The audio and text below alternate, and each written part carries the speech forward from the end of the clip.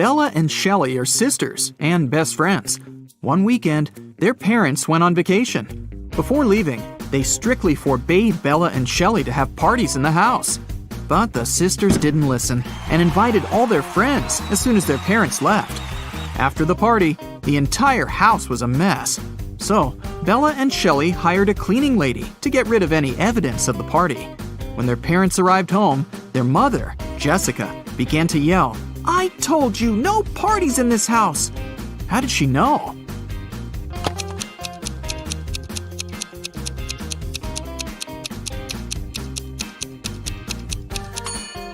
The house is too clean. There was dust on this glass vase when the parents left, but now it's fresh and clean.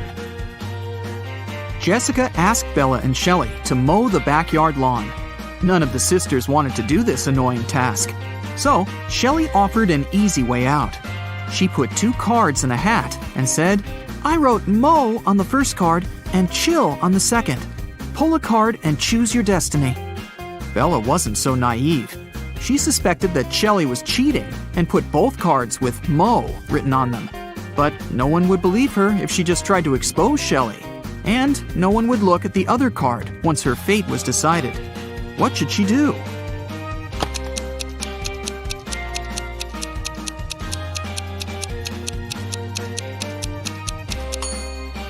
When asked to draw a card, Bella should pick any and destroy the paper without looking at it. In this case, to decide her fate, they'll have to look at the other card, which also says mow. And this will mean that Shelley should mow the lawn. Over a cup of tea, Bella bet Shelley $10 that she could convert her $50 into $100. Do you think Shelley should accept the bet?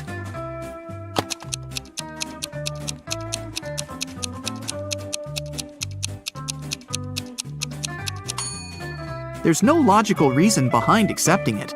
If Bella isn't able to convert the money, she'll lose the bet. But she has only $10 to lose. Meanwhile, Shelley is supposed to be giving her $50 from her wallet. Thus, even if Shelley wins the bet, she'll still lose $40. Bella and Shelley have a certain number of candies. If Bella gives 1 candy to Shelley, they'll have an equal number of candies. But if Shelley gives 1 candy to Bella, then Shelley will be left with half the number of candies that Bella has. Can you find out the number of candies they have right now?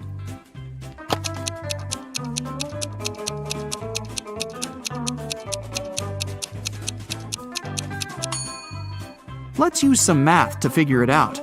Right now, Shelley has X candies and Bella has Z candies. Now we can sum it up in these equations. X plus 1 equals Z minus 1. Therefore, Z minus X equals 2. Also, X minus 1 equals Z plus 1 divided by 2. Now we know that 2X minus Z equals 3. So, if we equate these two conclusions, we'll get the following. X plus 2 equals 2X minus 3. Now we know that X equals 5 and Z equals 7. Therefore, Shelley has 5 candies and Bella has 7 candies. Shelley was doing laundry and found out that her favorite t-shirt got torn. Can you count the exact number of holes in her t-shirt?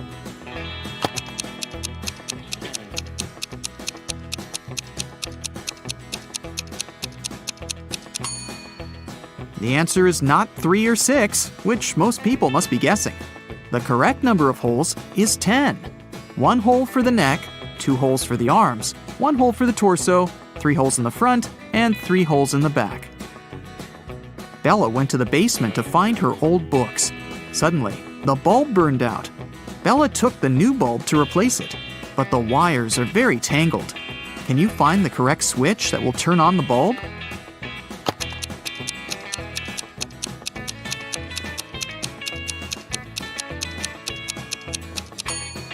It's the red switch. The best way to get the answer is to start from the bulb. It's been a long day. Bella finally went to sleep. But when she saw her bedroom, she yelled and ran away. Can you tell what's wrong here?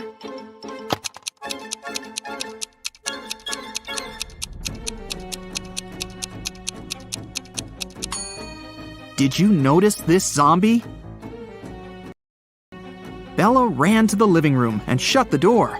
Is she safe here?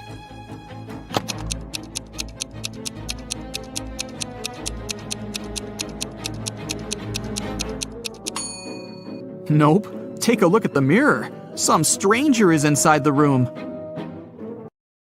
Bella and Shelley went hiking with their friends. 4 of them went into a completely empty lake. And then 8 people came out. How is this possible?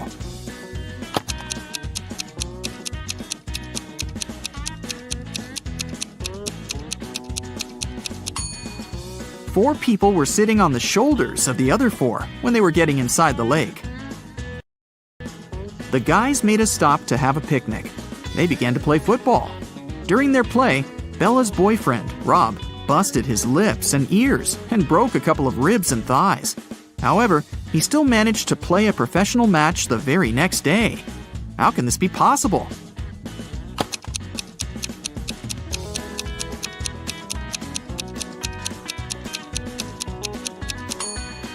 Rob knocked on his food plate accidentally while playing. He had pig lips, ears, and ribs, along with chicken thighs. When he knocked on his plate, he busted his food. On the way home, the guys went through a field. They saw a cow. It walked 30 feet north, 30 feet east, 30 feet south, and finally walked 30 feet west. All this time, where was its tail pointing? Can you solve this mystery?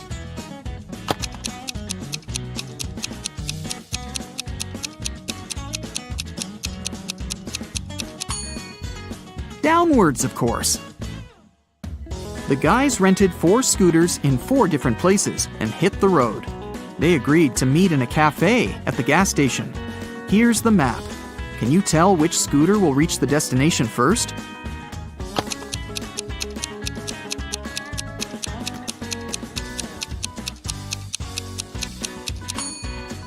The third one. Bella and Shelley were trying to get the perfect gift for their father's birthday. Finally, they found this beautiful vintage watch, but they couldn't afford it. The seller offered them a deal. "Solve my riddle, and I'll make a 90% discount." The sisters agreed. The seller took out a $50 bill and asked, "What's the easiest way to double my money?" Can you help them solve this mystery?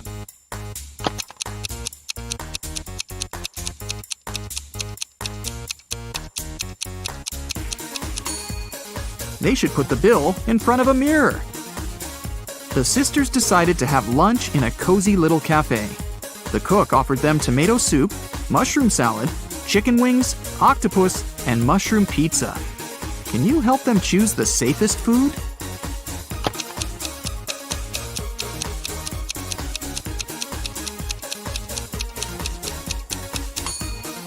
There are mirror shards in these chicken wings. Probably not the healthiest option. I'm pretty sure those mushrooms are poisonous too. This octopus is still alive, and this soup must be several weeks old. So, Bella and Shelley should choose the mushroom pizza. After lunch, the local barista offered the sisters free coffee if they managed to solve his tricky riddle. Here's the task. Name a 10-letter word in English that can be typed using only the top rows of your computer keyboard. Can you help the ladies get their free coffee?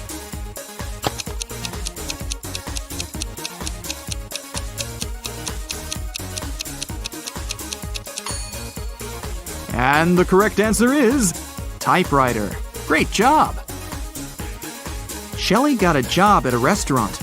One night, a cook, a cobbler, and a doctor went to dinner together and asked Shelley to split the bill equally among them. When the bill arrived, it was for 4 people. How can this be possible?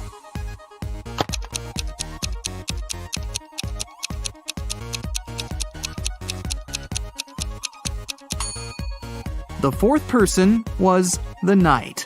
It was just misspelled as night. Shelley and Bella were walking down the street. Suddenly, they saw this creepy shadow. Can you guess what's going on here? Should they be worried?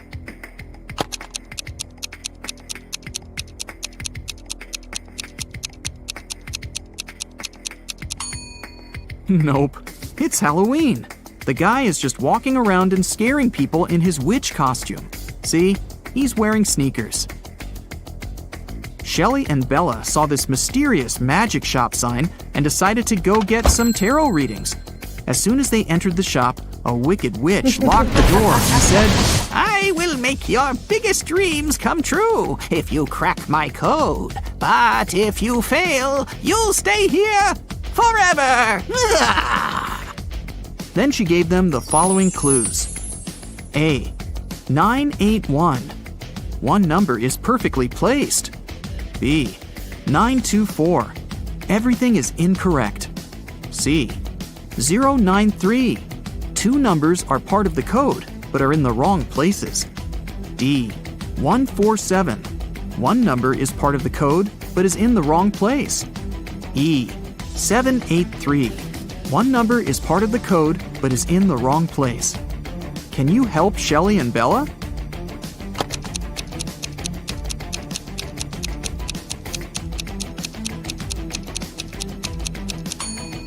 From clues A and B, we learned that 9 is not in the code. It also means that 8 or 1 is in the code for sure. According to clue B, we know that 9, 2, and 4 are not in the code. From clue C, we know that 0 and 3 are in the final code. Clue E tells us that 7 and 8 are not in the final code because we already know that 3 is. And clue D tells us that 1 is also in the code because 4 and 7 are not. So, the correct code is 301.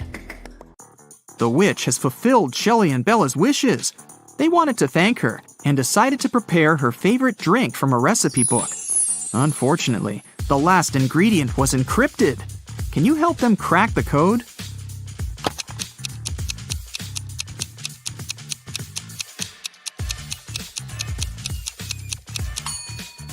They should add a tear of a Triton.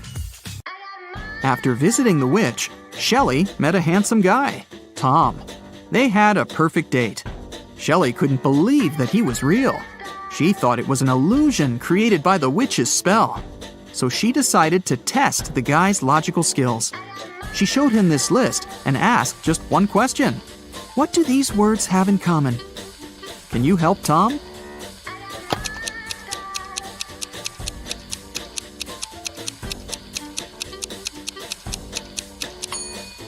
If we remove the first letter of each word and place it in the end, you'll be able to read the same word from the beginning and the end. Can you figure out the next number in this sequence?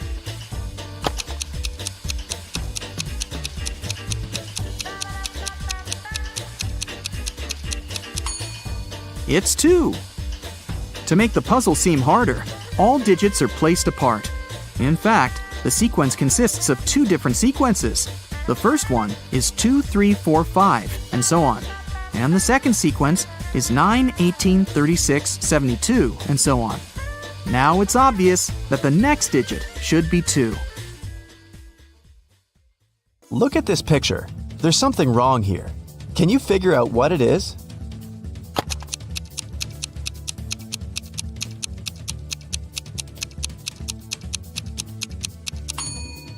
Most wristwatches are made with the crown on the right side.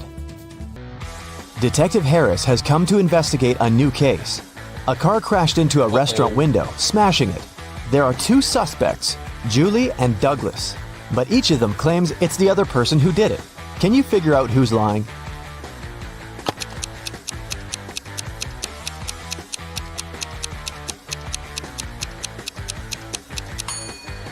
It's Julie. The tire tracks on the ground belong to her car. At 9 a.m., Ethan got a call from his friend, an owner of a large business. The man said that a very important document had disappeared from his office. It had been on his desk the evening before, but now it was nowhere to be found. Ethan immediately went there to question his friend's employees. Soon, he had 3 suspects. Walter said he had spent the previous evening at the movies. Joan had dinner with her friends, and Zachary visited an art gallery. It didn't take Ethan long to understand who was lying. Do you know it too?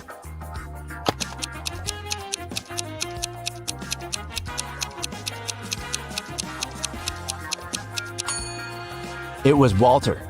His ticket isn't torn. It means he didn't enter the movie theater. Look at these prehistoric people. Who is from the future?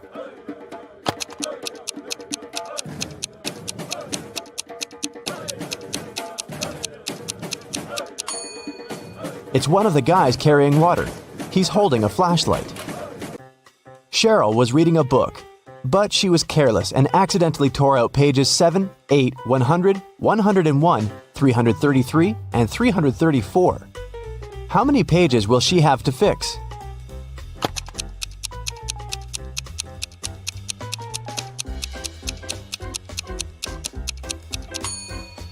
Just 4. 7 and 8, as well as 333 and 334, are different sides of one page.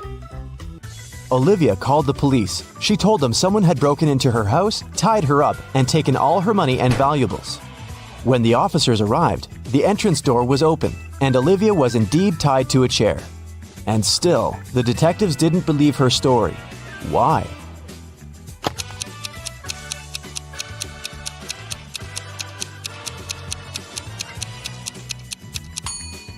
If the girl was tied, how did she manage to call the police? Gemma returned from Asia and brought a precious porcelain figurine. She organized a party and invited all her friends to tell them about her journey. They had a great time, but after her friends left, the woman realized the figurine had disappeared. Oh no! She called the police and showed them the photos she had taken at the party. One of the officers immediately realized who had stolen the figurine. Do you understand it too?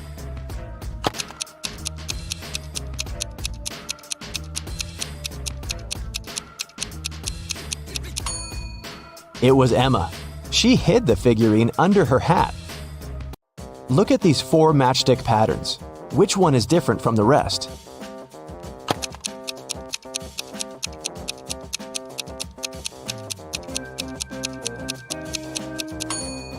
It's pattern number 3. In all others, you can find 2 rectangles, but this one forms just one. One scientist needed volunteers for his experiments, and 2 friends, William and Oliver, needed money. And since the scientists promised the experiments were going to be harmless, they agreed to participate. But in reality, the scientist planned to test the volunteers' reaction to different poisons. First, he trapped the guys in his lab. Then he separated them and locked them in different rooms. William and Oliver could only escape if they joined their efforts. Unfortunately, the scientist was extremely cautious. The guys didn't see each other. One of them could only use the bathroom only in the evening, and the other only in the morning. And still, in a couple of days, the guys managed to get away. How did they do it?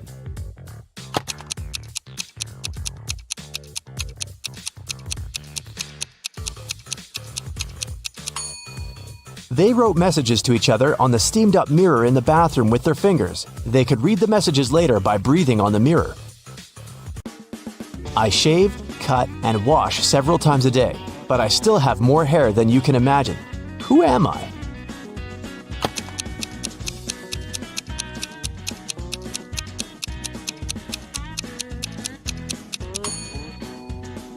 I'm a barber. Adam was driving home late at night when he noticed he was about to run out of gas. He stopped at a gas station to fill his gas tank and buy some snacks. Inside, there was a cashier and one more customer dressed in black.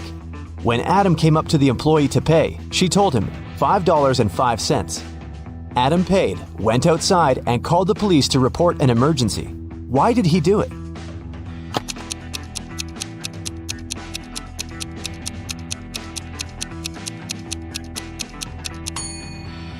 The cash register showed 1835, but the cashier said 505, which looks like SOS. Look at these emojis. How sharp is your vision? Can you spot the girl?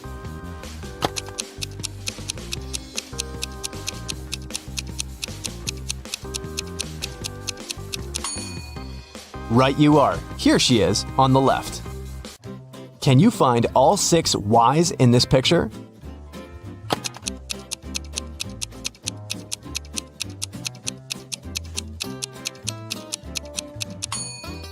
Here they are. Good job. You take it and throw away its outside. Then you cook the inside.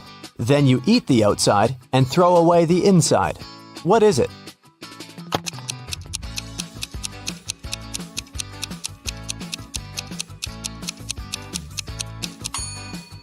You've just eaten corn on the cob. Marcus woke up in a dark basement with just one candle burning on the table.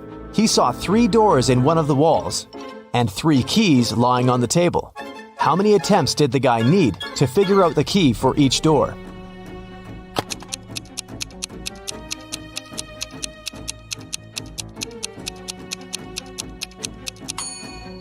He needed 6 attempts at the most.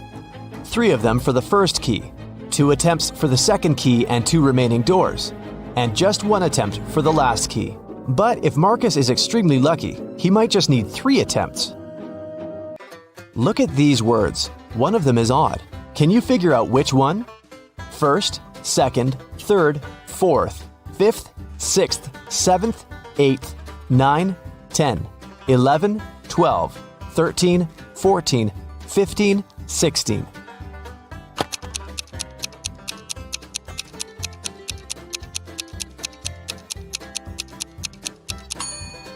It's the word fourth. It should be spelled as fourth. Look at this picture attentively. What's wrong with it?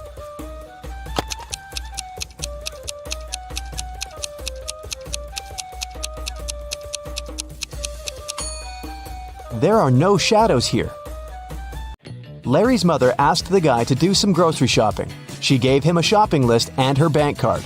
But the woman knew her son was very absent-minded. That's why she gave Larry a small note in case he forgot the card's PIN number. When the guy was at the register, he realized he had indeed forgotten the PIN. Larry pulled the note out of his pocket and immediately remembered the PIN. Can you figure out what it was if the note had a fly, a cat, a person, and a snake drawn on it?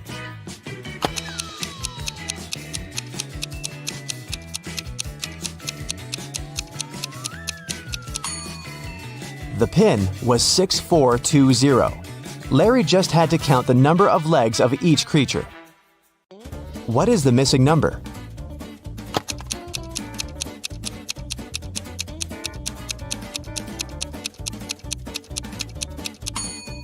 It's 78. When read upside down, those numbers are 86, 87, 88, 89, 90, and 91. When someone robbed a bank in a small town on a snowy Monday, the police have 4 suspects. But all these people claim they've been at home all day long. Look at their homes and try to figure out who's lying.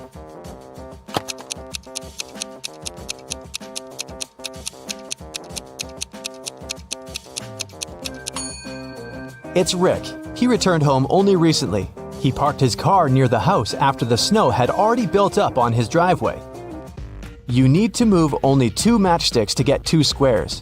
How can you do it?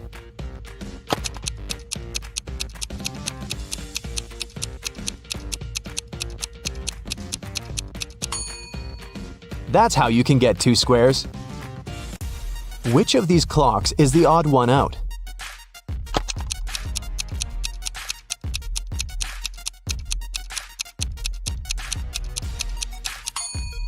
It's clock C. On its face, 13 has taken the place of 12. Thomas loved asking his friends to solve all kinds of funny riddles. If they answered correctly, he helped them with whatever they had problems with.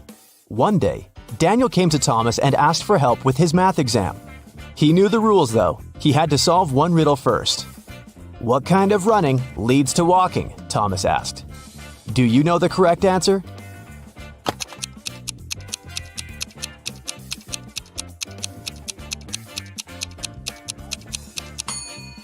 Daniel said, "Running out of gas." And he was right. But helping your friend with exam preparation is a difficult task. That's why Thomas asked Daniel to solve one more riddle.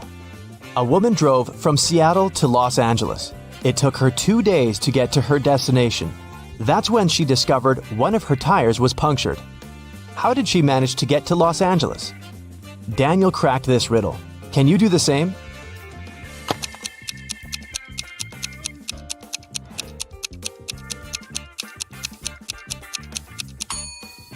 The punctured tire was the spare one.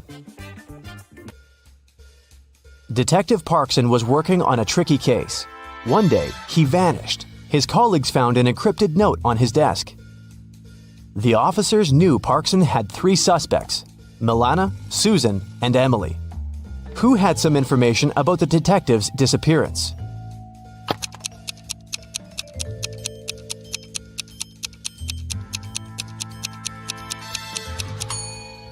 After some time, one of the police officers cracked the code. D plus 1 equals E. L plus 1 equals M, and so on. It was Emily who knew where the detective was. Aaron's enemies kept the guy in a tower that was 150 feet high. Aaron's friends managed to have a pair of scissors and a rope delivered to the man. Unfortunately, the rope was just 75 feet long, and still, Aaron managed to escape. It's known for sure that he cut the rope in the middle. But then what?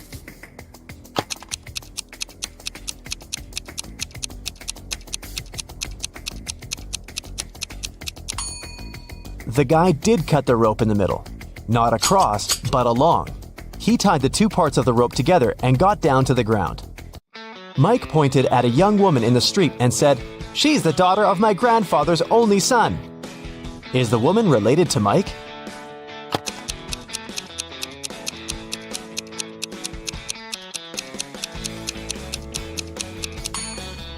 She's his sister.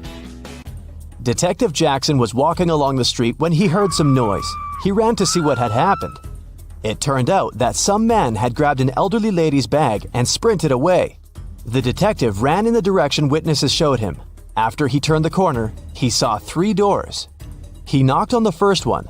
The apartment owner, Patrick, opened the door. The man told the detective he'd just returned from a long run. Another man, Jerry, opened the door. He said he'd been playing basketball behind the house. The third apartment belonged to Raymond, a musician. He had just finished composing a new piece of music. After talking to all these people, Detective Jackson understood who the thief was. Do you know it too?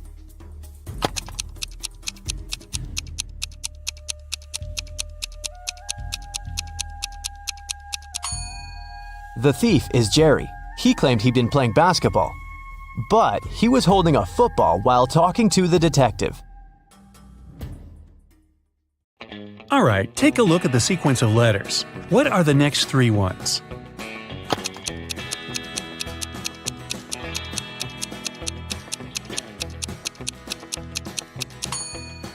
Each of the letters is the first one of the numbers from 1. O stands for 1, T for 2, T for 3, F for 4, F for 5, S for 6, and S for 7. Then there must be E for 8, N for 9, and T for 10. And that's today's alphabet lesson. Take a look at the picture and tell who's a ghost.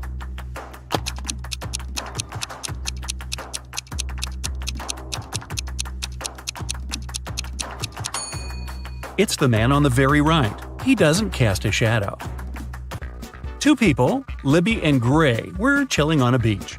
A police officer came up to them and said that he recognized the bike standing nearby. It was stolen from a man a couple of blocks away. He asked which one of them stole it, but both denied it. Can you tell who's guilty?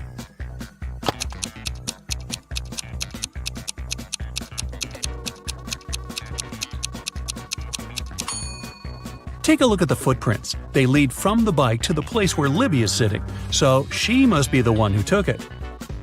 After an accident, Samara was experiencing memory loss.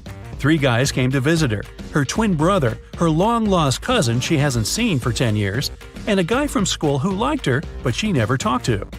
Take a look at their wallets and decide who is Samara's brother.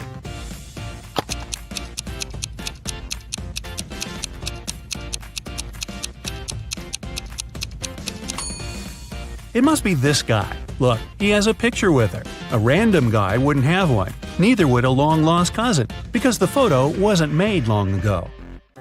On the weekend, Kira and her friends were supposed to celebrate a birthday of a friend online, but Kira didn't show up. In school, her friends asked why she didn't come. She said that on Friday evening something happened, and she didn't have any internet or electricity for the whole weekend. She said that she used this chance to study and spent both days in front of the computer writing her midterm papers. Her friends didn't believe her. Why?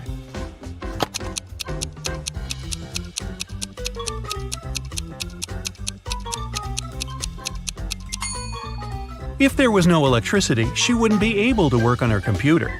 A PC doesn't work without electricity, duh, and a laptop wouldn't last for 2 days without charging. Lenore accidentally sent a message to her sister instead of her best friend and didn't want her sister to see it. She stole her sister's laptop and tried to delete it. However, the laptop required a password. Luckily, there was a hint: Math 2, Music 2, History 6 5, Drama 2 3. What's the passcode?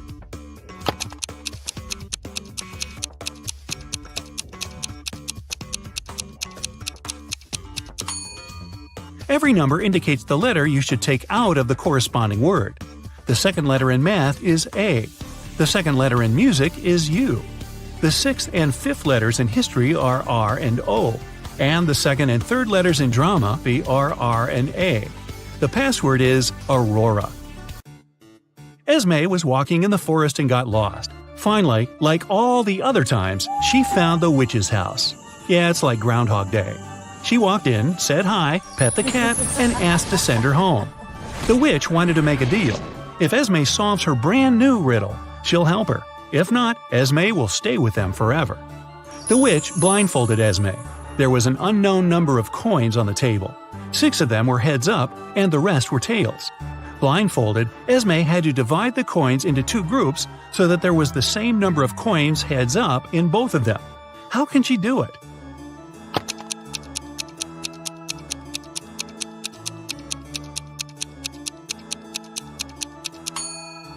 So, since there are 6 coins heads up, Esme grabs 6 random coins and flipped them. No matter how many coins there are and how many heads up ones she picks, it always works. That's because the number of tails up coins she gets among those 6 random ones is exactly how many heads up are left in the other pile. So when she flips them, they'll equalize. Estelle arrived on an island to spend her holiday there. All the locals there always tell the truth, and all the tourists always lie. 2 girls approached her, and one of them said, "Hey, I'm Sylvie, I am a tourist here, and this is Tessa, she's local." Can you tell if the girls are locals or tourists?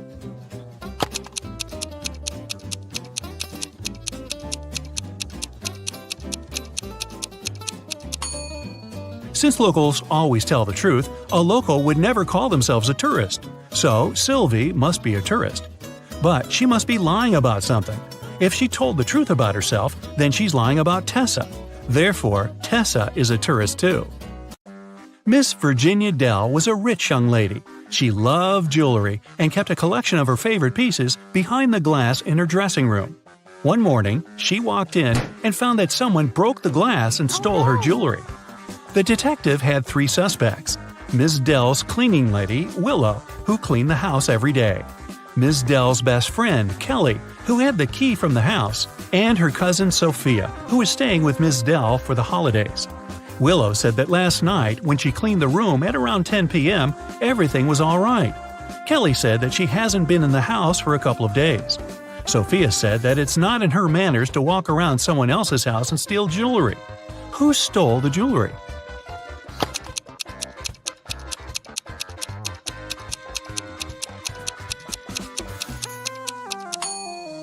It's the cleaning lady.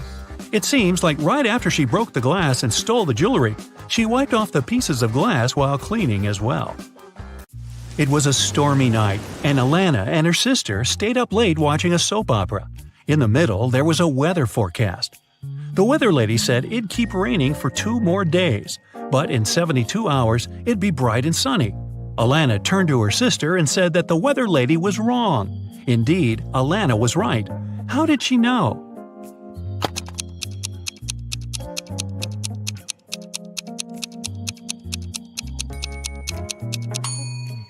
In 72 hours, it would be the very same time as now, so it'd be night too.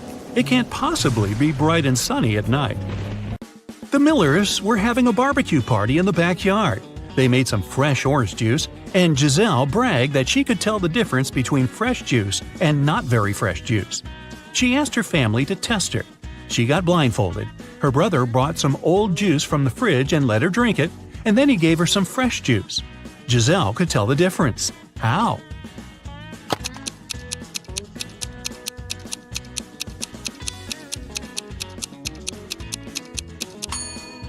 The older juice from the fridge was colder than the fresh one was outside. Mr. Thompson was a strict English teacher who never allowed electronics in class and read all the paper notes aloud in class, so the students had to be conspirative. Once, he read out the following note: 1, 2, 8, 13, 5, 31, 3, 15. I love this book. I used to read it every month. Can you decode what the note says?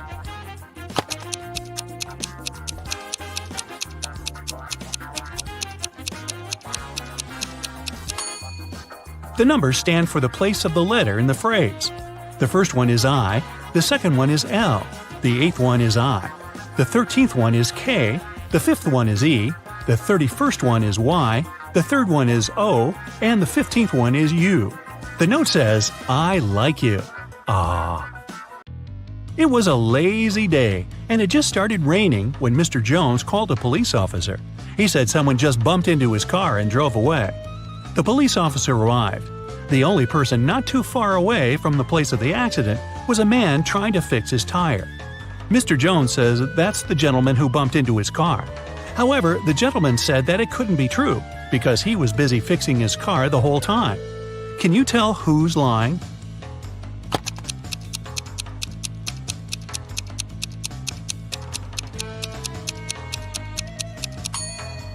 It's the guy fixing his car. The rain just recently started. If he was fixing his car the whole time, the ground underneath his car would have been dry, but it's wet, which means he's just arrived there. Brittany was having a costume birthday party. A detective came in the middle of the celebration, saying he's looking for a robber who must be there, pretending to be a guest. Take a look at the people and say who the detective's main suspect was.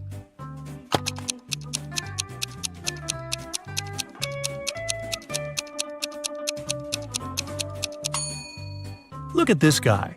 Unlike all the other guests, his costume is totally inconsistent. It's a cowboy hat and Joker's jacket. He probably wore whatever he could find in a rush, trying to hide. Yvonne went on a business trip and asked her boyfriend, Dale, to go and buy her a special chocolate bar from a man who came there once a month at midday. That day, he was busy playing video games and totally forgot about it. Yvonne asked him if he got her the snack, and he said that all the bars were sold out when he came. He even sent her a picture at the park to prove he was there. Yvonne looked at the picture and realized that Dale had lied to her. How?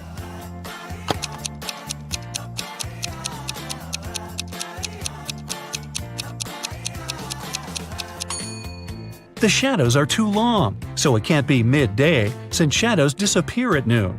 And the clock that says it's noon could have been photoshopped. 5 students stand in line. Adeline isn't next to Cleo. Bellamy isn't next to Danica or Cleo.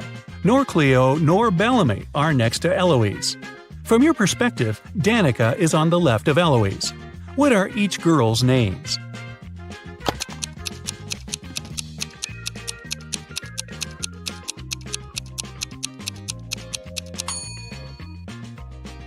Adeline isn't next to Cleo, so we cross them from both columns, from Adeline's and Cleo's. Bellamy isn't next to Danica and Cleo. Danica and Cleo are both not next to Bellamy then. Cleo or Bellamy are not next to Eloise, and Eloise isn't next to them. Now, both Bellamy and Cleo have one neighbor, so they must be on the sides. But we don't know who's on the left and who's on the right. Let's try both. Bellamy's neighbor is Adeline. Cleo's neighbor is Danica. So, in both cases, Eloise is in the middle. Now, let's remember the last condition that Danica is on the left of Eloise. So, the first order is correct. It's Cleo, Danica, Eloise, Adeline, and Bellamy. Whew! Get your eagle eyes ready for detail spotting, because this logo quiz will put your observation skills to the test. Amazon sells everything from A to Z. But which of these logos was printed on your last delivery package?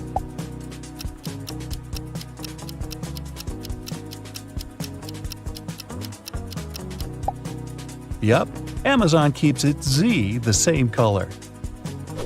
Which way does Dunkin' Donuts coffee cup lean?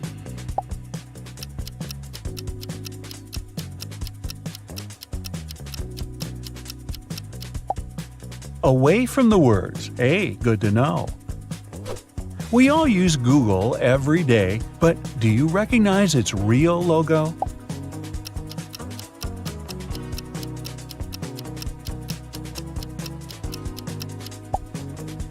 It's the one on the left. Subway or Subway?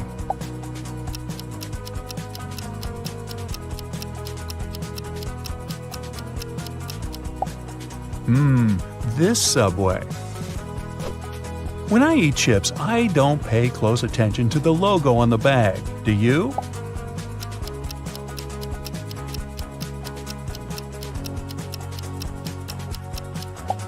The real Lay's logo is this one. This one is subtle. Can you spot the difference?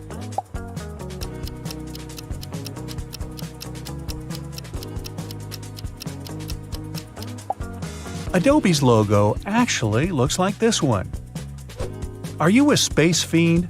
Can you pick out NASA's real logo?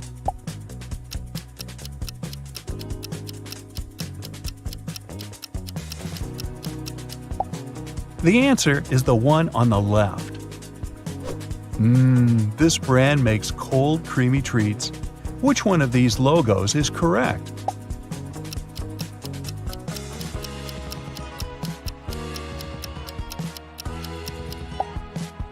The heart faces this way.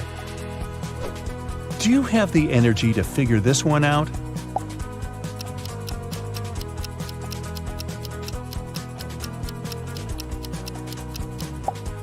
You betcha!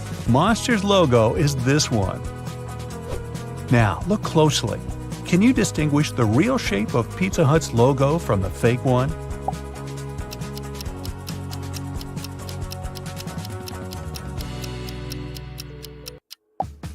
This one is the real deal.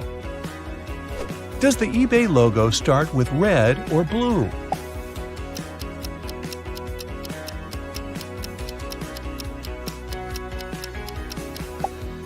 If you got that one right, I know you'll always get the best deals online.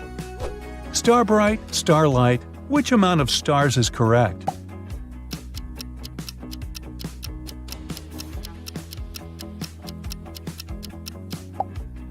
The one and only. Which of these nests belongs to Nestle?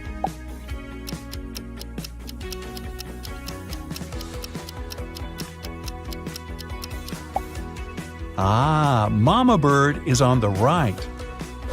Do you have the Intel on Intel's logo?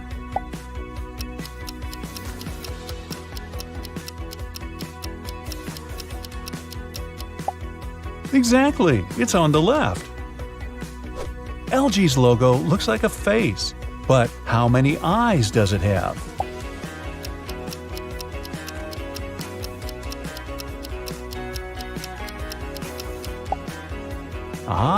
Just one. You know this one. It's where you watch all your favorite channels. Brightside.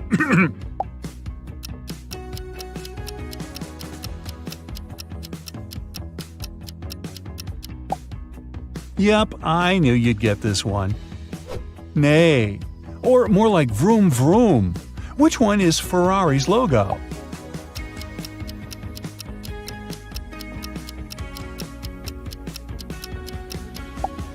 Right on, it's on the right. Speaking of driving, how well do you know Drive's logo?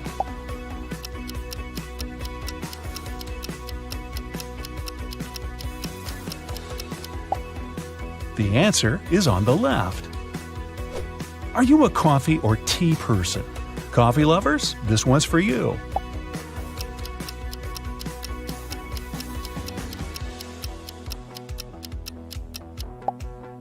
It's the one on the left. What position is correct for the S in the M&M's logo?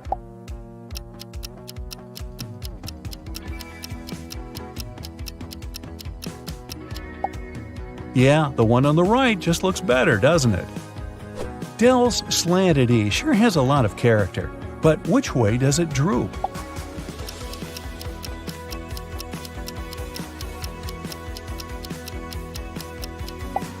It's doing a trust fall with its best friend, the letter D. How often do you eat Doritos?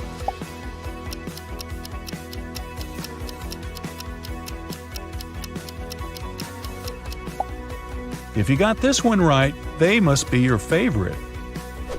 Sprite is lemon-lime flavored, or is it lime-lemon? You tell me.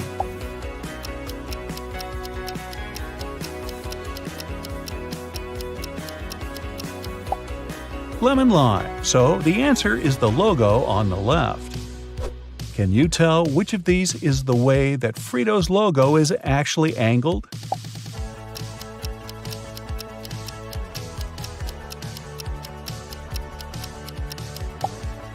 Spot on! It's on the right. Pringles' mustache mascot looks like…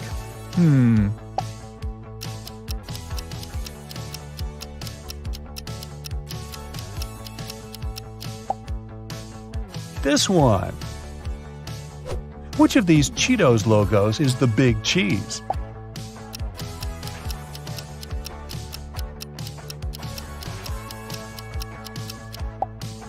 Exactly.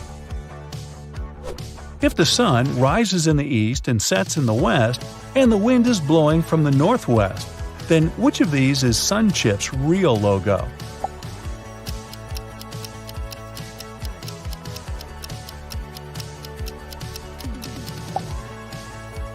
This one, of course. Ready for round 2? Can you name these brands from these Simplified designs? First one. Can you make out what these shapes actually are?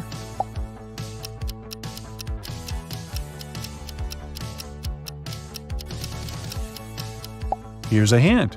A long time ago in a galaxy far, far away. It's Star Wars. These circles aren't just circles. They look like a cute panda.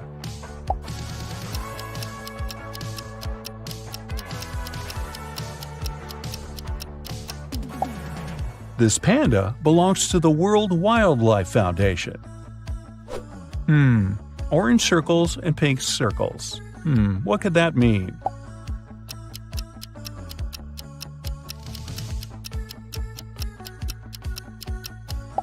Dunkin' Donuts! Now that I think about it, I could go for a donut right about now. I won't lie, this one just looks like circles to me. Can you see what it really is?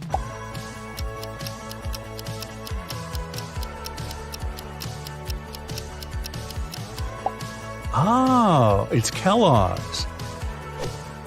I recognize these colors.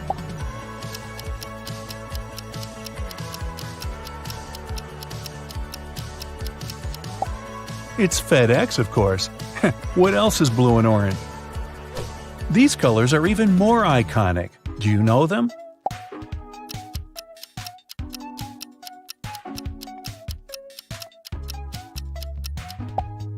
These hallmark shades of red, blue, green, and yellow belong to Microsoft. This circle has a big bite taken out of it.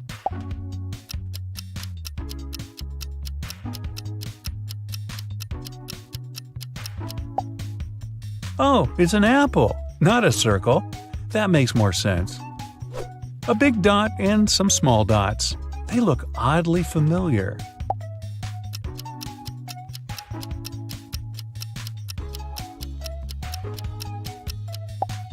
Google's logo is distinct, no matter how simplified. This one looks like a cloud, right? Is that a hint?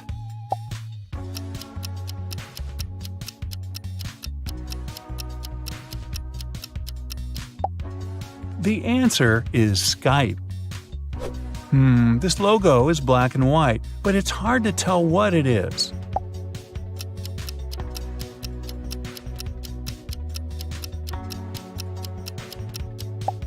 Did you say Adidas? You'd be right. This one looks really familiar, really familiar.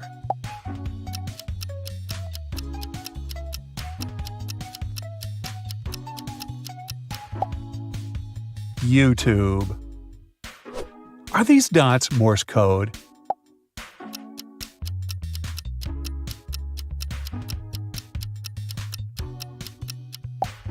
Far from it, they're Facebook's logo.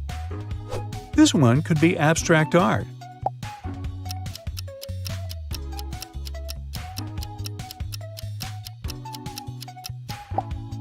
But it's actually just the web browser Firefox. What logo looks like a yellow daisy lying on its side?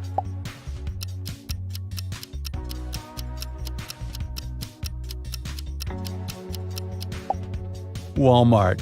I never noticed that it looked like a flower. Are these two caterpillars in love?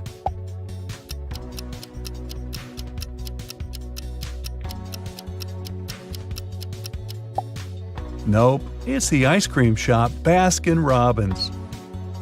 What brand does this complicated emblem belong to?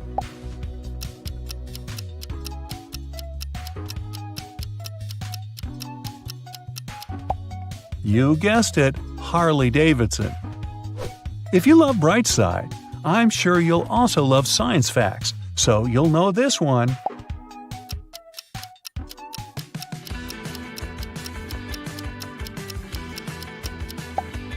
It's National Geographic. You might know this logo from childhood.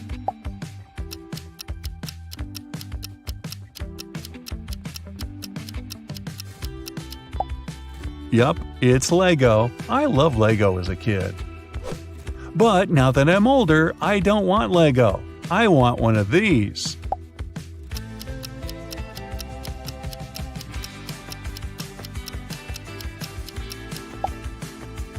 A Ferrari. Now, Mary and John are an ordinary young couple. One day they decided to go out of town and spend some time in nature, so they jumped in the car. While they were driving, they suddenly saw 4 hitchhiking people at a gas station. But most of them looked pretty suspicious. There was a man in tattered clothes, a woman wearing a cape, a man with a sullen face, and a teenage girl. Who should they give the ride to?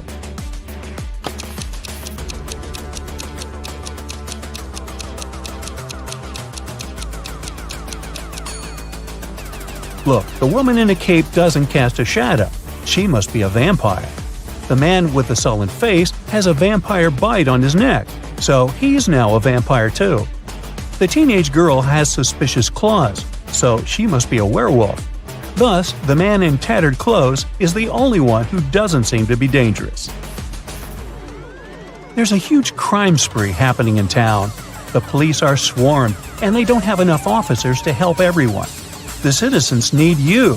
Buckle up and think fast. You have to catch all the criminals right away. Look at the screen and find all the suspicious people in town.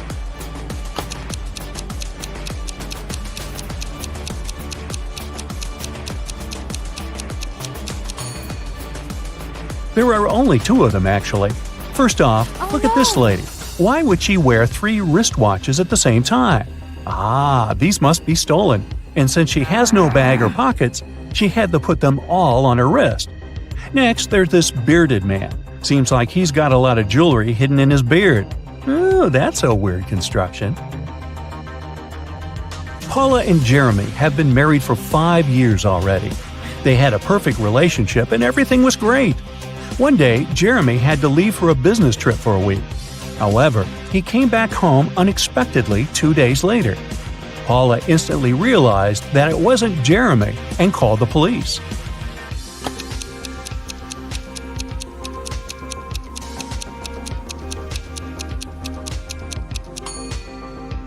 Remember the real Jeremy who took off the wedding ring before he left for a business trip? The man who showed up 2 days later was wearing one. This is what made Paula suspicious.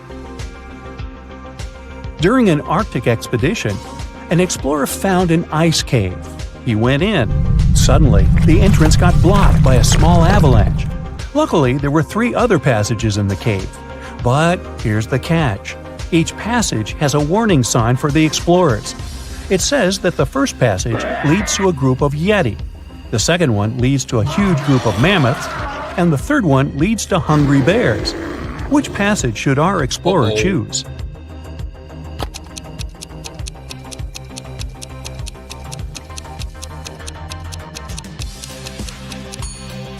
Ah, those warning signs must be a bit outdated. Mammoths went extinct long ago, so passage 2 must be the safest option. A young man woke up in a hospital without remembering anything, including his own name. Beside his bed, there were 3 men, each of them claiming to be this young man's brother.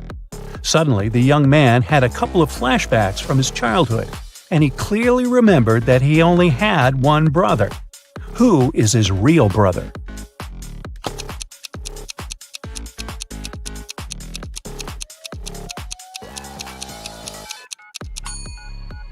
The man on the right seems to be his brother.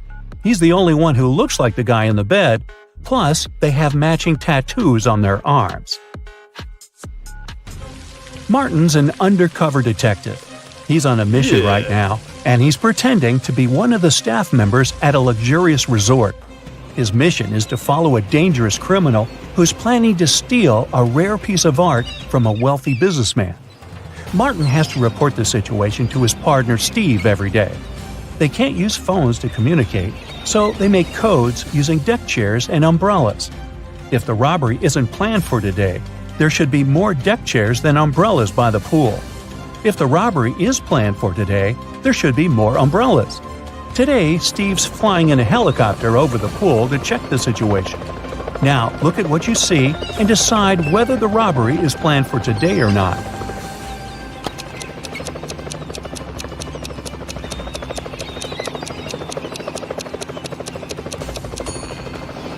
Yes, the robbery is planned for today. There are 5 umbrellas and only 4 deck chairs. Jessica has a twin sister, Allison. Their relationship is far from perfect, and Allison always plays mean tricks on Jessica. Today is the prom, and Jessica has 3 nice dresses to choose from: a green one, a blue one, and a pink one. But when she opened her wardrobe, she saw it was a terrible mess. That must have been another nasty prank from Allison. So, what dress should Jessica wear?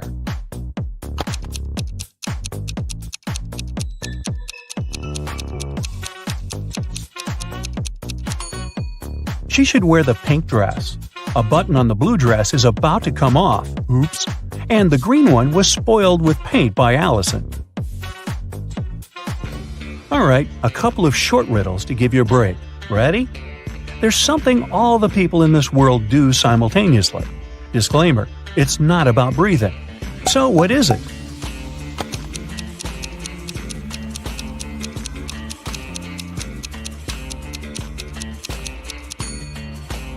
All the people are getting older simultaneously.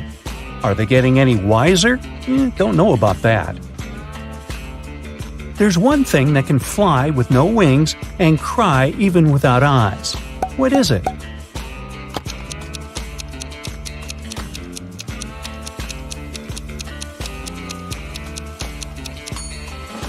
It's a cloud. What can you see with your eyes closed?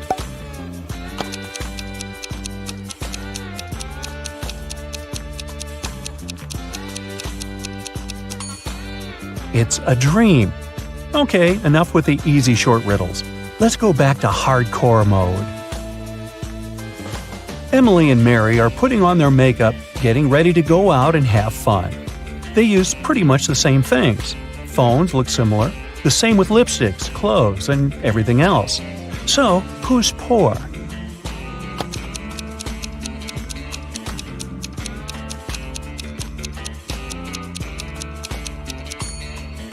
Take a closer look at Emily. Her dress kind of gives her away, since it's an obvious knockoff. A green apple costs $1, a red one costs $2, and a blue one costs $3. What apples and how many of them did Frank buy, if we know he spent $3 and 2 bills only?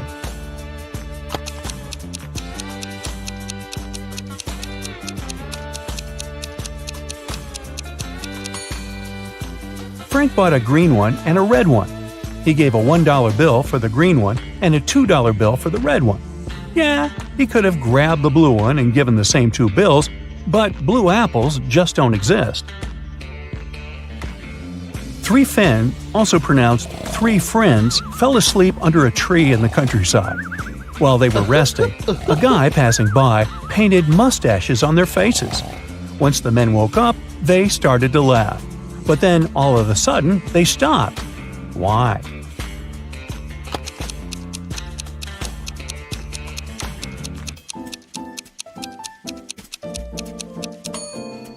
Well, at first, they saw the mustaches on their friends' faces and found it funny.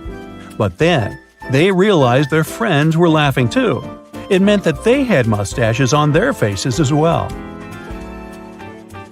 Aunt Jean is a huge fan of cats.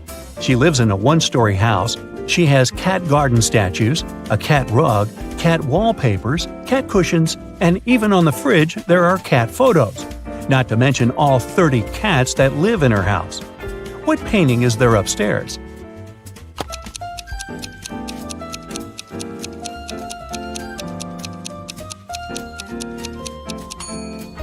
She lives in a one-story house, so there are no cat paintings upstairs. It's right next to the fridge. Anthony, the financial director of a big company, finally persuaded new partners to sign a super important agreement.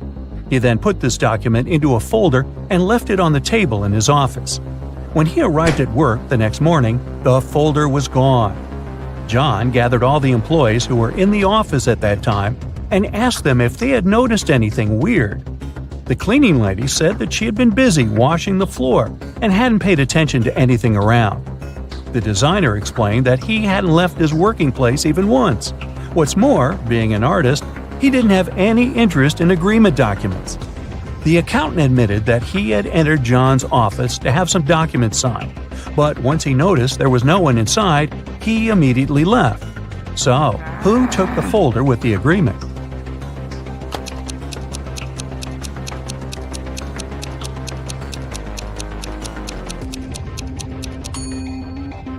It was the designer. John never mentioned that the folder was gone. He just asked if they had noticed anything weird. How would he know that the missing folder had an agreement inside? Grounds for dismissal, I'd say.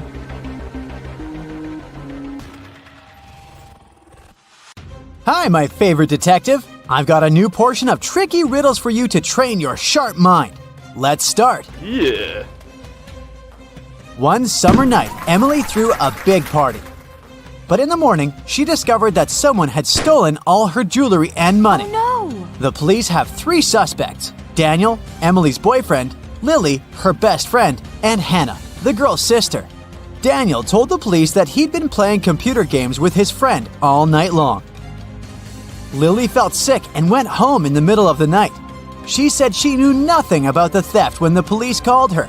And Hannah said that she had stayed at the party till 7 a.m. and then had taken a taxi home because nobody could give her a lift. It was dark and she couldn't see anything.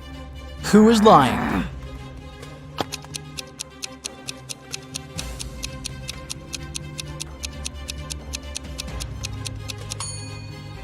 Hannah. At 7 a.m. in the summer, it's already light outside. One day, a famous soccer coach went missing right from the changing rooms. The police had 3 suspects, and all of them were from his team. Brandon said that after the training, he'd stayed on the pitch to practice a bit more. He hadn't been to the changing room yet. Andrew swore that after the training, he had gone outside to meet with his girlfriend. And James said, "When I was leaving the changing room, the coach was still there." Who's behind the disappearance of the coach?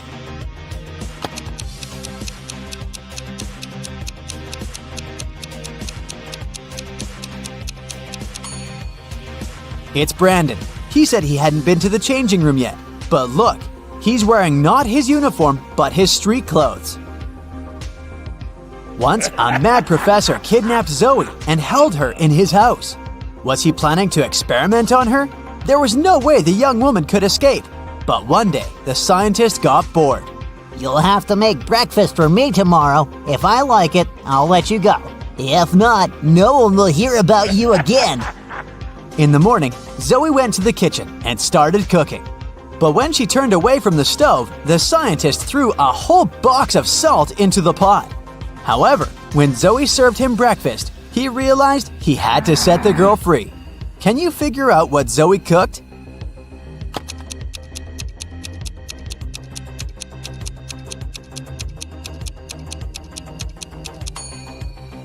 The girl boiled eggs.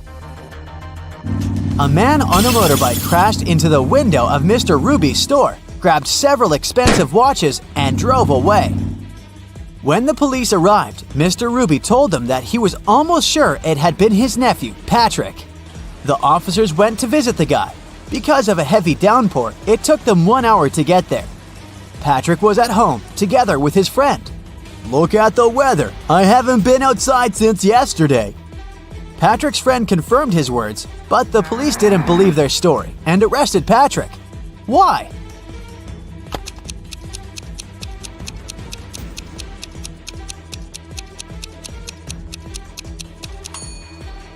The guy's helmet is hanging on his motorbike.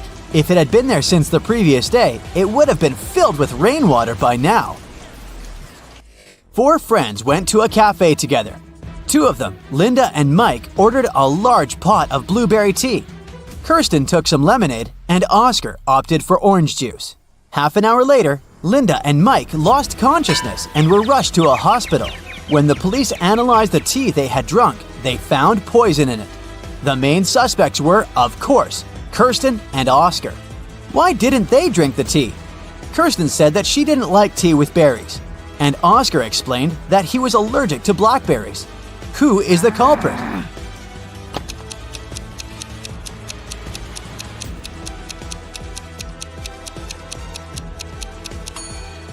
It's Oscar. He said he was allergic to blackberries, but the tea his friends drank was with blueberries.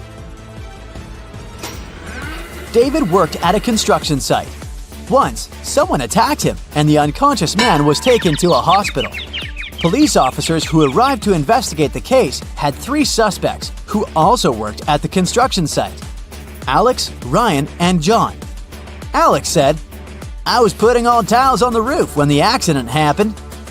Ryan confessed that he'd been sleeping under the tree, and John claimed that he'd been laying bricks at that time. Can you figure out who's lying?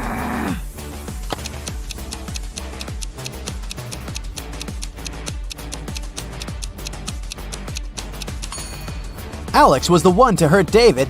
The building has no roof yet, so he couldn't be putting tiles up there.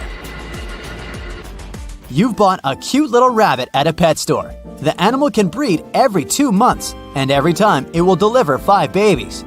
How many rabbits will you have in a year?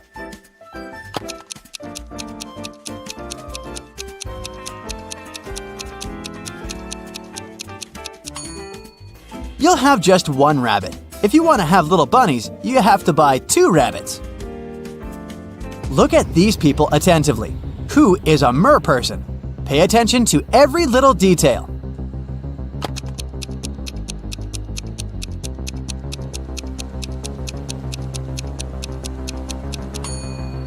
It's the guy on the right. Look, his hands are webbed. Allison won the main prize of $1 million on a game show. But when the shooting was over, it turned out that the host of the show had disappeared, together with the prize.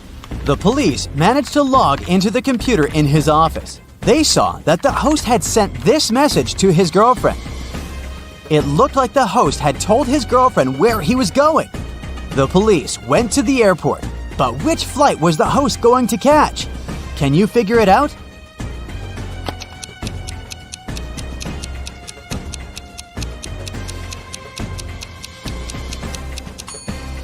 Now let's see, the first 2 letters of Atlas are AT.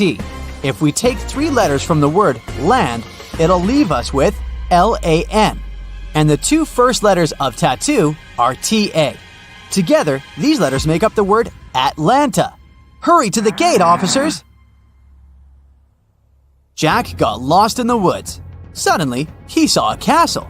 The man rushed there and was greeted by the owner of the castle. You have to answer just 1 question. If you win, I'll show you the way out of the forest. But if you lose, you'll never leave my castle. Jack agreed. The owner asked, There are 4 mirrors on the wall. One of them reflects fire-spitting dragon Nirin. The second, beautiful mermaid Laura. In the third mirror, you can see a terrifying vampire Sam. And in the fourth, unicorn David. You have to figure out which reflection isn't real, and fast.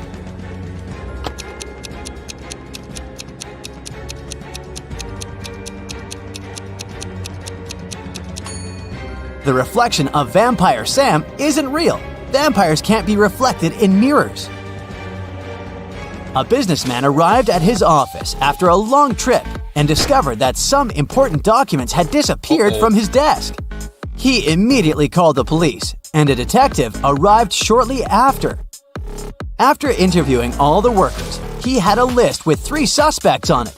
They were Emma, the accountant, Sophia, the receptionist, and James, a sales manager. But each of these people claimed that they hadn't even been inside the businessman's office.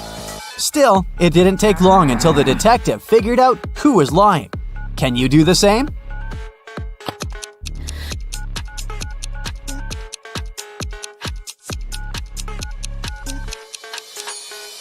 The thief is James. Both women wear high heels in the office, but the footprints on the floor are obviously left by sneakers. You throw me when you need me and pick me up when you don't need me. Can you figure out what I am?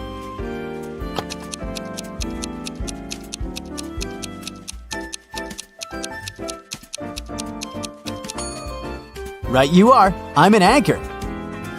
How can you increase 66 by 1.5 if you aren't allowed to make any mathematical operations? Hurry up and crack this riddle.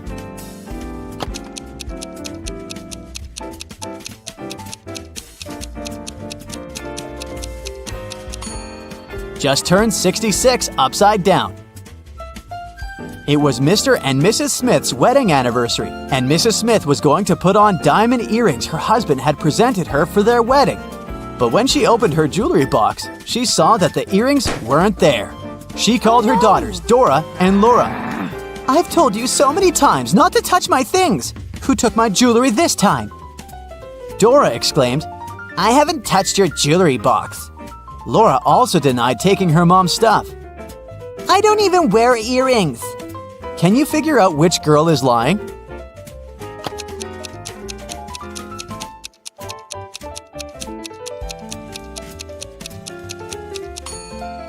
It was Laura who stole the earrings. Her mom didn't specify which piece of jewelry was missing. Today, I'm going to put your attentiveness to the test. Pay attention to every little detail, and you'll solve all the riddles in no time. Mark was walking along the river when he heard someone screaming. It was a young woman who was drowning. The guy immediately left his jacket and backpack on the ground and jumped into the water. Luckily, he was on time. When Mark pulled the woman out of the river, he saw a passerby standing next to his stuff. Unfortunately, I can't swim, but I looked after your things, The man said. Then why did you rummage in my backpack? Mark asked. How did he understand someone had opened his backpack?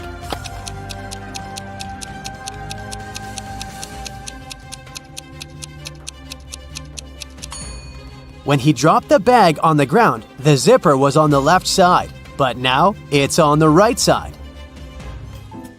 It was a scorching hot day when Thomas made a bet with his friends. At that time, they were chilling in the garden, drinking water and lemonade. Thomas told his friends that water produced by different companies tasted different too.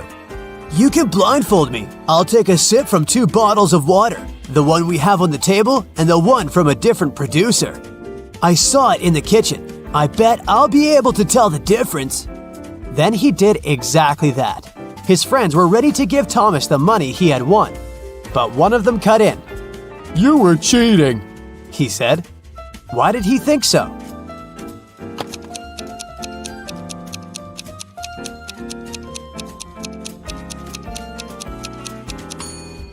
It was an extremely hot day. No wonder the water had been outside for several hours, which was much warmer than the water brought from the kitchen. Someone robbed a bank in a large city. A police detective went to visit the main suspect, who had been detained several times before. I've been feeling unwell this week, and I haven't left my apartment for 3 days. Luckily, I didn't need food. My fridge is full. You can make sure of it yourself. The man said and opened his fridge. But the detective realized the man was lying and arrested him. How did he figure it out?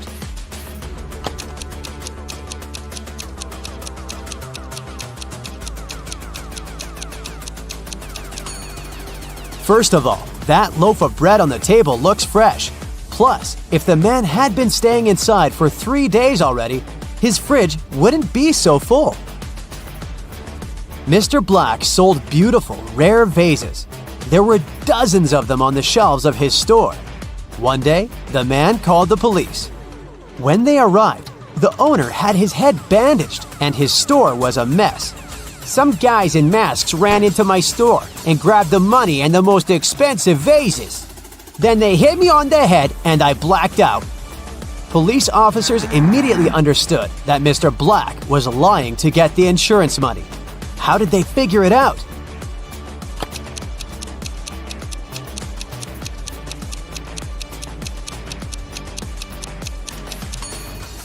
Even though most of the vases are on the floor, they aren't even cracked. But if the vases had fallen down from the shelves during the robbery, they would have been shattered. Look at these two bloggers. As you see, they both seem to be very popular. They also have the same amount of likes, but there's something wrong with one of them. She must be hiding something. What is it?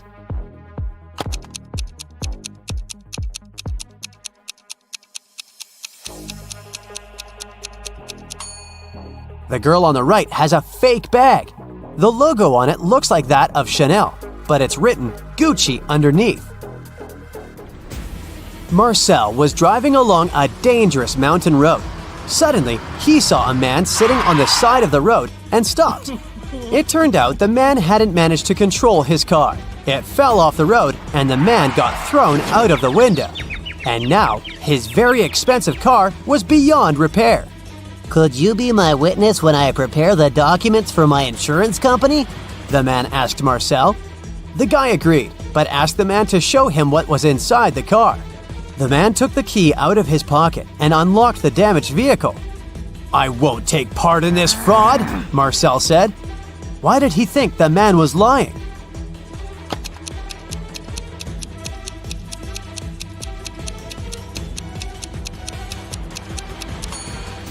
If the man had been thrown out of the car, the key would still be in the ignition.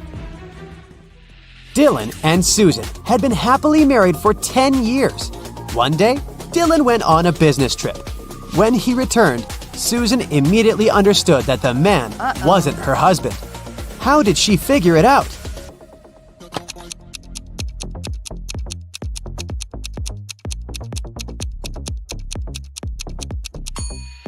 Dylan always wore his wedding ring. If you were attentive, you must have noticed it on his finger.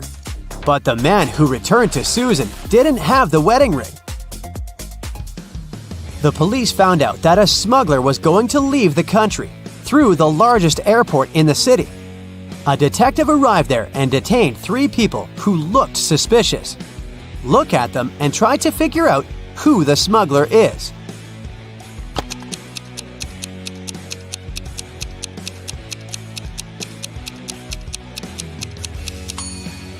It's the third passenger. His suitcase is full of totally random stuff. Women's shoes, some random socks, a pair of old dirty jeans, and even a wig. Plus, when closed, the suitcase looks much larger than when it's open.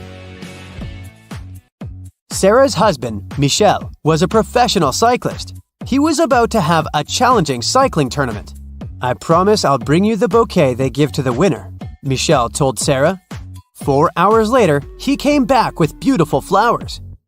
But Sarah realized right away that Michelle hadn't won the tournament. How did she figure it out?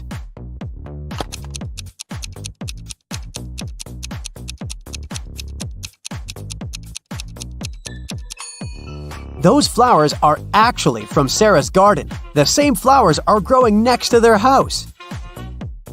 Look at these people. The man is in the hospital. He's lost his memory.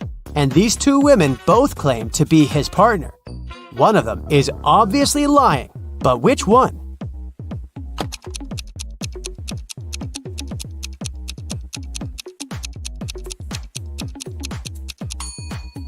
The woman on the left is lying.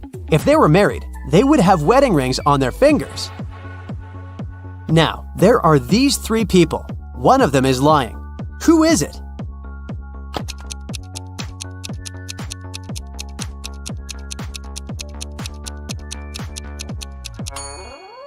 Look at this woman claiming that she's pregnant. See that Adam's apple? It's a man. He can't be pregnant. Look at these people. Can you figure out who's a vampire?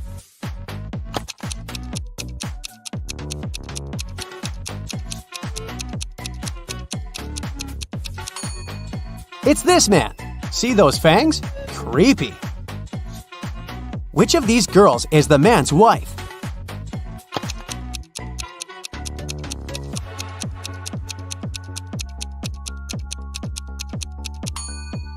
It's the girl on the right.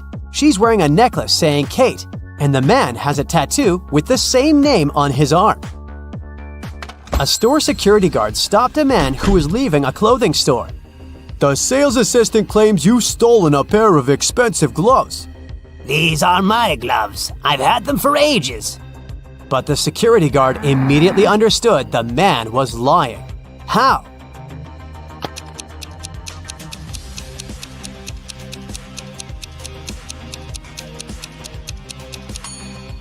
The man wouldn't be able to use these gloves. They're both for the same hand. Rachel reached the final of a game show. In the last round, she could win a gold bar, but only if she managed to get it. One of the bars was in a container with boiling hot water. The jar containing the second bar was filled with strong acid. And in the third jar, there were venomous scorpions. Which container should Rachel choose?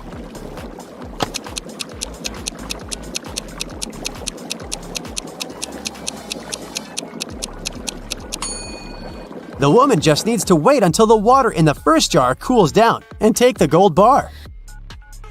Detective Adams came to a park to have lunch in the sun, but his attention was drawn by three men running around a fountain. Each of them was shouting, "Thief! Catch the thief!" The detective was confused. Who was the real thief? That's why he just kept watching. After some time, the distance between the men shortened. Detective Adams immediately realized who the real thief was. Can you figure it out too?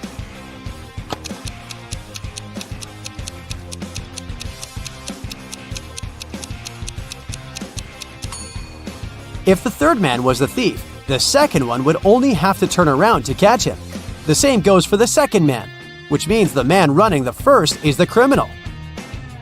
If it rains at midnight, can you expect that in 72 hours it will be sunny?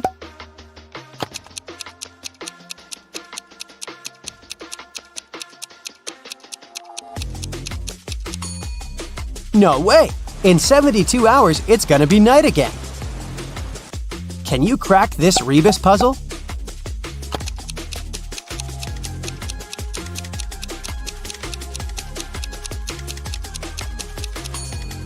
That's right, it means accelerate.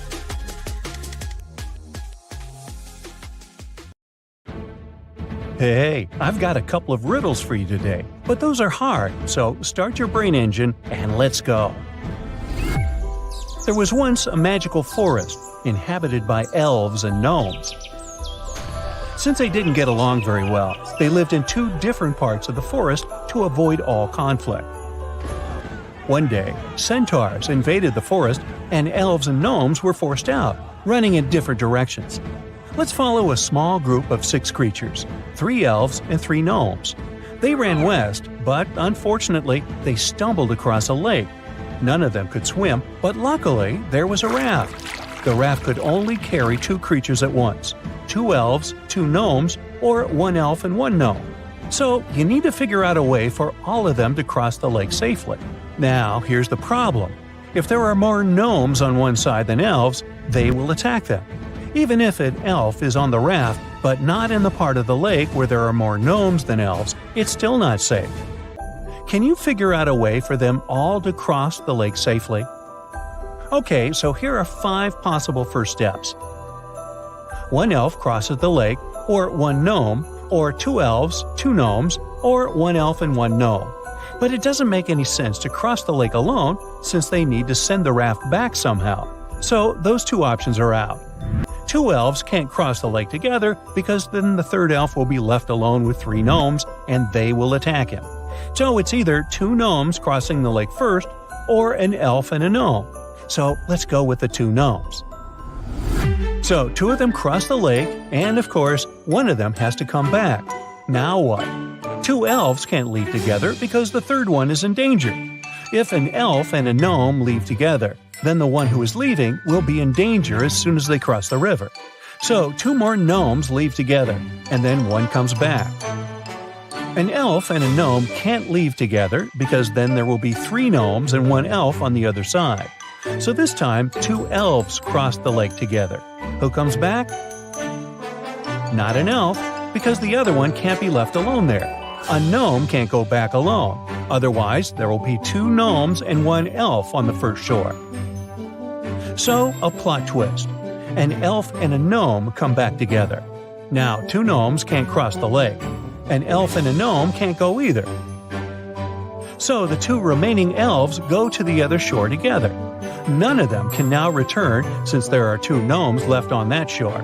So a gnome will return to pick up one of his buddies. Then another gnome will go to pick up the last gnome. But it's not the only solution. You could also succeed by sending a gnome and an elf together as a first move. Here's a graph of how it would play out.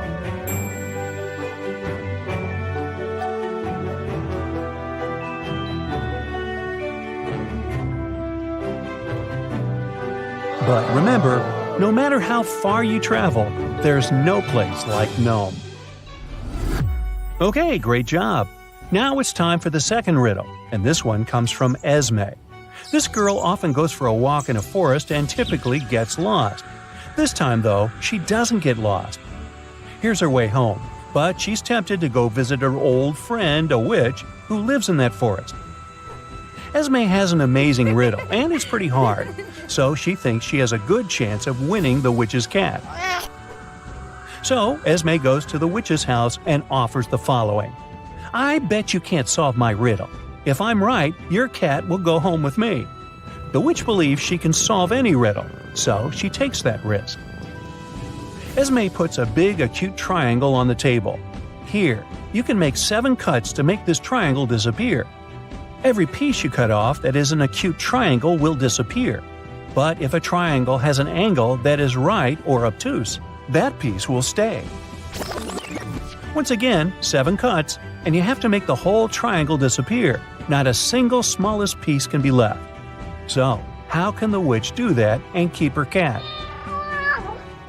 Whenever you make a cut, it'll either produce 2 right angles or an acute and obtuse angle. The witch seems to be doomed, but then she looks at the pizza she hasn't finished. When you cut into more than 4 pieces, all angles are acute.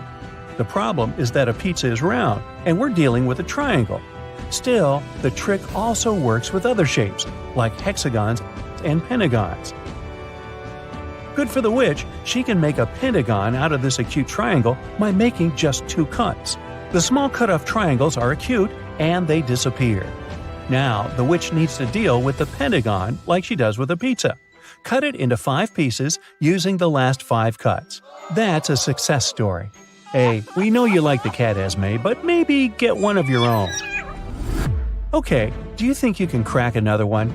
I promise it's the last one for today, and it's quite fun. No more geometry. Here's how the story goes. 1,000 years ago, 6 siblings founded a magical school.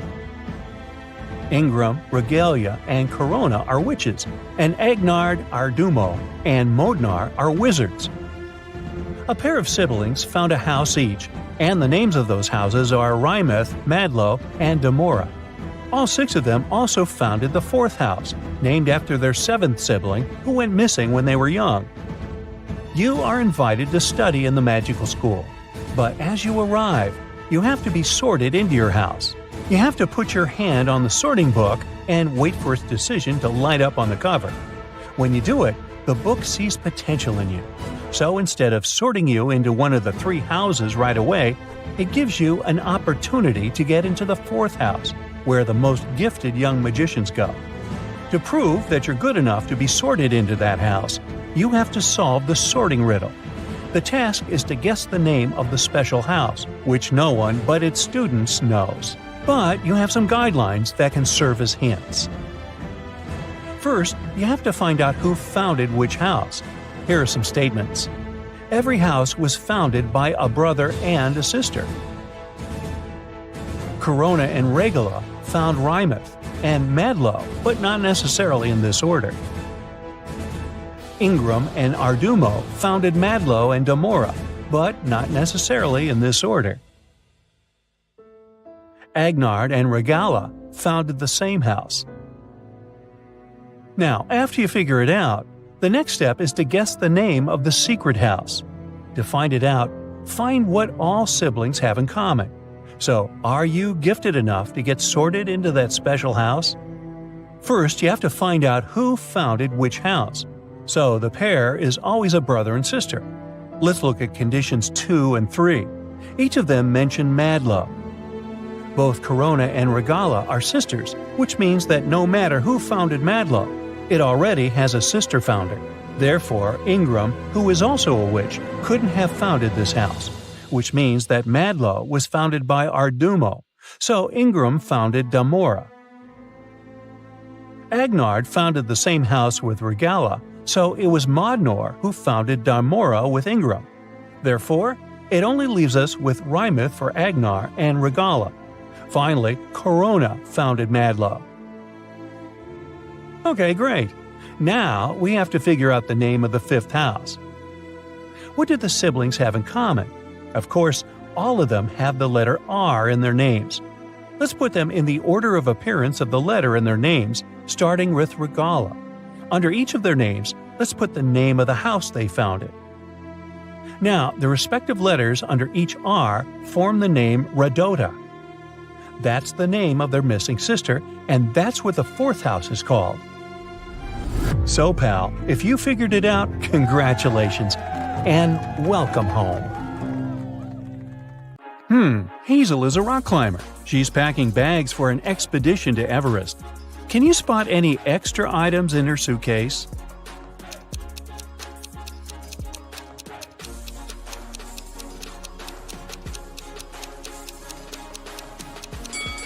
It's unlikely that you would need these fancy high-heeled shoes in the mountains. Also, this fragile vase is useless on a hike. Hazel orders a taxi to go to the airport. She's using this app. There are 4 free cars in her neighborhood, but only one of them can reach Hazel's home. Can you tell which one?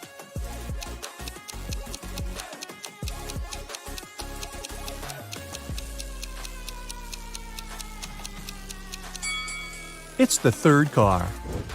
Hazel arrives at the airport.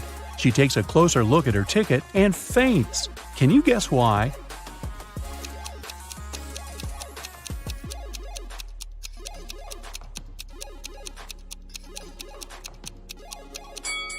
The name of the airport on the ticket doesn't match the airport that she's in. Hazel needs to go to the correct airport as quickly as possible. These 2 drivers are eager to give her a ride. Can you tell who will reach the destination faster?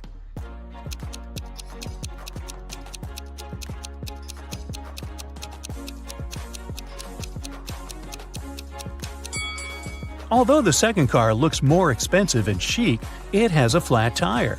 Therefore, Hazel should choose the 1st driver. Finally, Hazel boards her flight. She falls asleep right away. She wakes up in a while and realizes that someone has stolen her phone. Hazel questions 3 suspects. Bill says, "I've been watching a movie within the last hour. I didn't look around. Sorry." Kyle says, "I was sleeping too until you woke me up."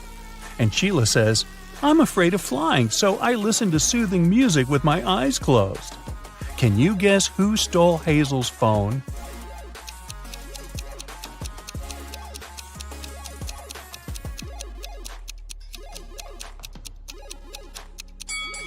Nobody.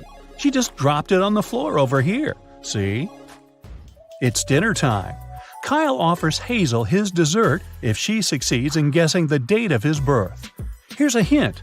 The day before yesterday, Kyle was 22, and next year, Kyle will be 25. Can you help Hazel solve this mystery?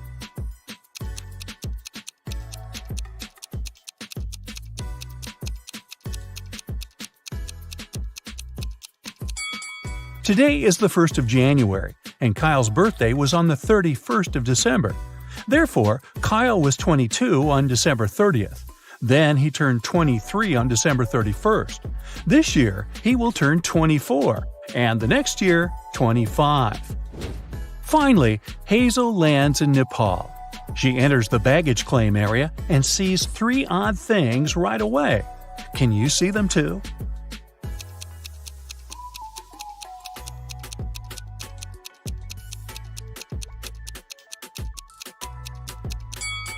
There's a dog in this bag. Animals don't come with regular luggage. This baggage cart lacks all wheels and floats in the air. And these boats are parked outside the window along with the planes. Hazel arrives at the meeting point for climbers at the local restaurant. But there's no one there. The cleaning lady says, "I was busy cleaning the toilet and just got back. I didn't see anyone." The guard says, "Oh yeah, the meeting has been delayed for tomorrow, that's for sure." And the waiter says, "I've been here all the time, and I haven't noticed any crowds of tourists. Who's lying?"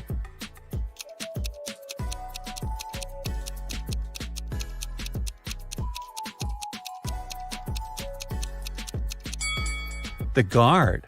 See this sign? The meeting takes place on the roof. That's why they didn't see the tourists. On the way to the roof, Hazel sees a woman who's cleaning a window on the 10th floor. Suddenly, she slips and falls. She doesn't have any safety equipment and nothing to soften her fall. But yet, she's not hurt. How can this be?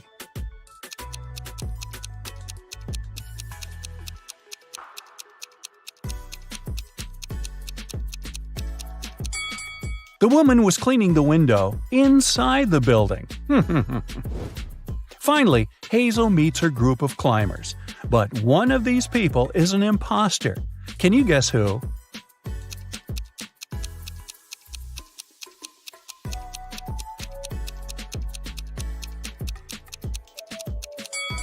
This guy has tentacles instead of a hand. He's definitely not from this planet. Hazel goes on an expedition with the group. She stops to take some pictures and gets lost. In a while, Hazel finds 3 roads leading to the next mountain village. But every path hides some adventure. There's a hungry snow leopard walking on the first path. There's a herd of Himalayan yaks on the second path. And Road 3 leads through an avalanche risk area. Any movement can make the snow slide down. Which way is more or less safe?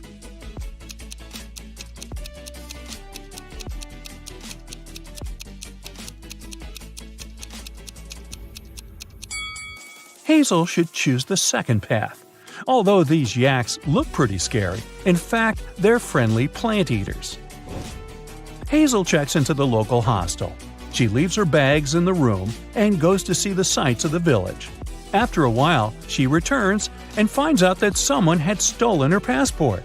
Hazel calls the sheriff and he interrogates 4 suspects. The hotel manager says, "I was dealing with a tourist group that has just arrived. I didn't notice any robbers." The hostel owner says, "I was dealing with a bathroom clog all day." The gardener says, "I didn't enter the hostel. I was watering the roses in the garden." And the cleaner says, "I was too busy feeding fish in the lobby. I didn't notice anything suspicious." Who's lying?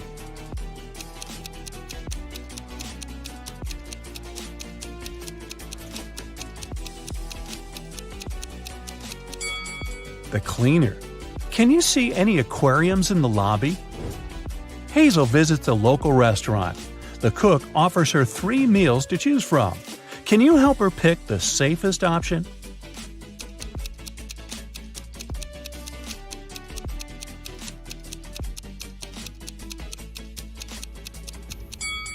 There's a worm in these instant noodles, and there are too many flies around this rice. It's probably not very fresh. So, Hazel should choose this sandwich.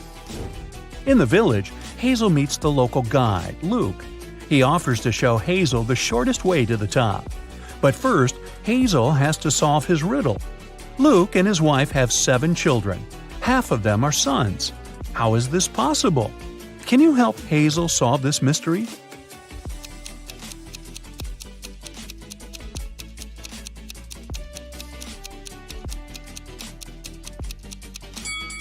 They are all sons. Luke and Hazel begin the trip. On the way, he offers Hazel to visit the local magic caves. Hazel agrees, but eventually she gets lost inside one of the caves. She wanders around for a while and finds these 3 tunnels. There's a portal to the sun in the first tunnel. There's a box with an ancient magic gemstone inside the second tunnel. This gemstone curses anyone who sees it. And finally, the third tunnel hides a bunch of poisonous scorpions. Which way should Hazel choose to survive?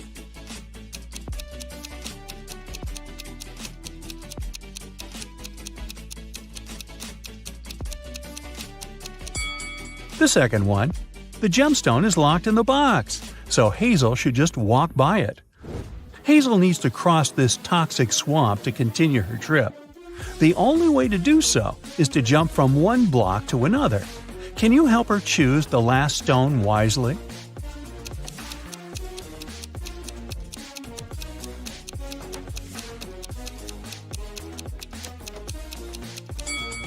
Each block has a particular number: 1, 5, 9, 13, 17, and 21. This sequence is formed by adding the number 4. Therefore, the remaining block should be 25, not 27. Hazel continues her journey and finds this weird sign engraved on a rock. Can you help her crack the meaning of this code?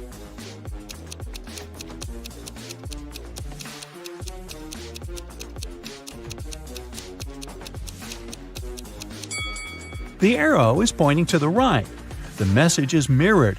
If the POT is on the right, it means that the TOP, or top, is on the left. Now Hazel knows the right direction. It's getting really cloudy. It'll rain soon. Hazel decides to hide in one of these 3 caves and have some lunch. Can you help her pick the safest place to stay?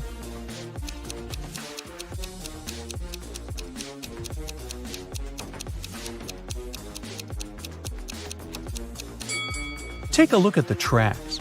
The first cave is probably home to a family of bears. Mother bears can get furious when it comes to their cub protection. As for the second cave, it's obvious that a human being has entered it and come back out, which is encouraging. And now, let's take a look at the third cave. A human entered it but never came out. Therefore, Hazel should choose the second cave. Finally, Hazel reaches the top of the mountain. Suddenly, a kind wizard pops out of nowhere and greets her. He suggests Hazel relocate to a hidden magic world. He says, "I'll show you the gates if you solve my riddle. So listen carefully. I'm very fragile, and even just saying my name could break me. What am I?" Any ideas what it might be?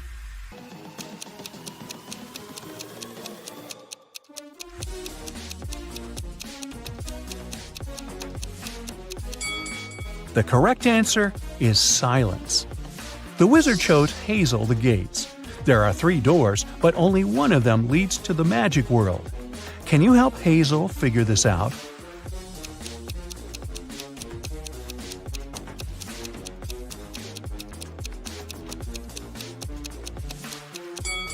Only the second path leads to the final destination. Bye-bye! Hey there! Today, we'll test your visual attention and intelligence. Let's see if you have a sharp eye, shall we? Let's start by training your eyes for today's challenge. Here's the first picture, and your task is to find the odd one out. Can you do it?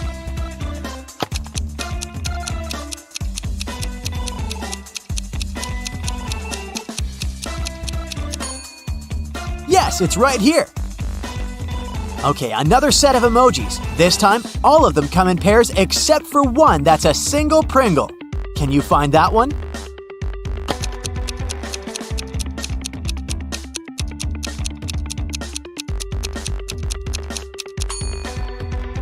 Here it is. I think you got it. Let's make the task a bit more complicated now. How many B's can you find among all these D's? I'll give you 30 seconds for this one.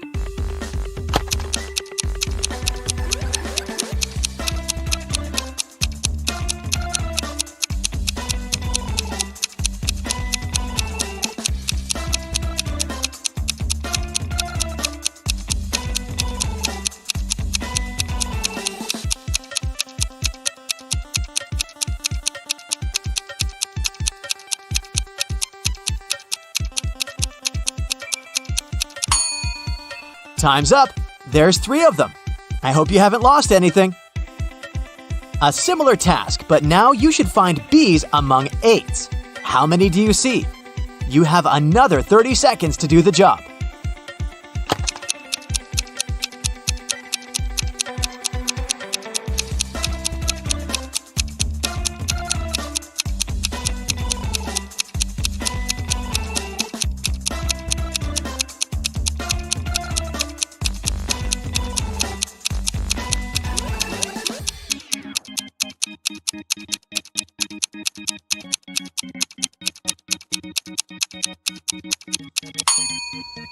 This time, there's 9 of them.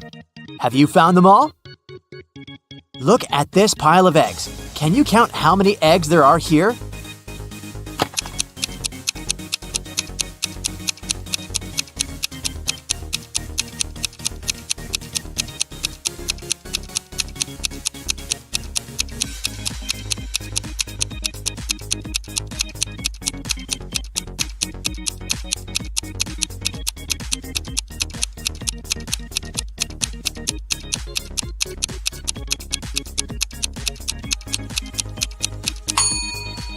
Well, there are 5 layers, and all of them are perfect squares.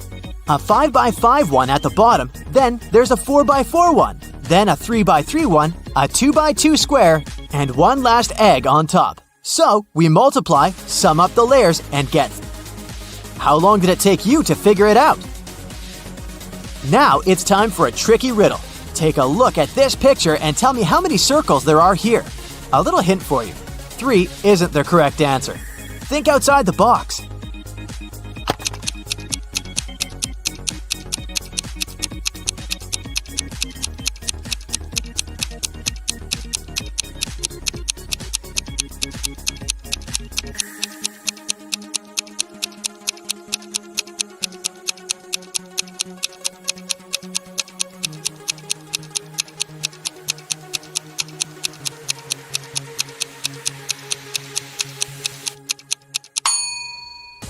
There are 4 circles, 3 big ones that you obviously see.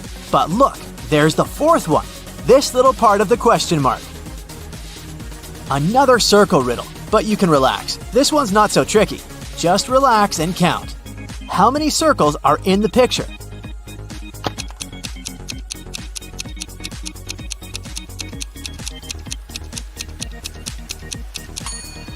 Well, let's count, starting right with this small circle in the middle. 1. Then the white one behind it. 2. Then the blue one behind the white one. 3. Then 4, 5, 6, 7, 8, and 9. 9 circles. Did you get this one right? Susan is a genie hunter, meaning she's been out and about looking for a lamp to make her wishes. After decades of searching, she's finally found one in an old cave. But it turns out that the lamp is guarded by spirits. As soon as Susan touches the lamp, it gets 2 duplicates, and they start switching places. Look, this one is the original lamp. Watch it closely, and then tell me where it is. So, where is the correct lamp?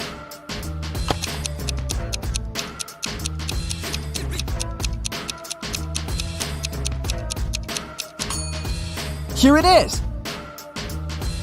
Even though Susan's guess is correct, the lamp starts switching places again, and even faster than the last time.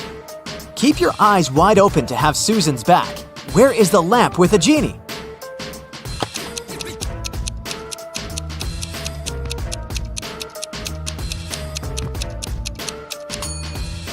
This is the one. Did you get it right?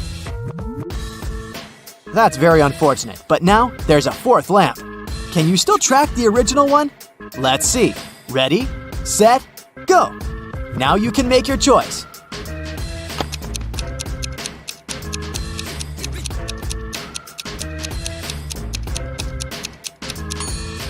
Yes, exactly. This is the one.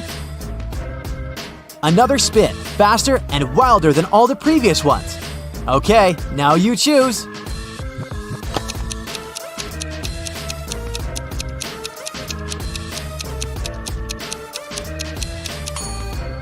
This was the last time, and Susan got it right.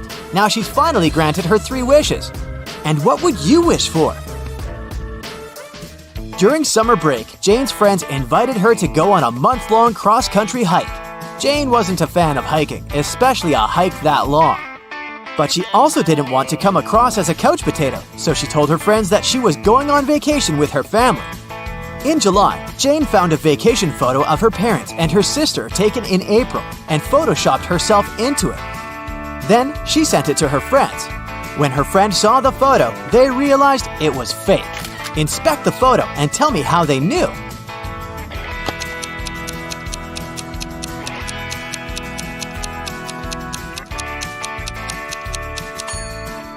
Look at the other people in the photo and their clothes and hair. It's obviously windy, but Jane's hair and dress are perfectly still. Ellie had always wanted to get a cat, but her mom wouldn't allow her. Once, she found a kitten in the street, brought it home, and hid it from her mother. Ellie kept it for a week without her mom knowing about it. But one morning, Ellie went downstairs to have breakfast, and her mom realized that her daughter was keeping a cat upstairs. How did she understand it?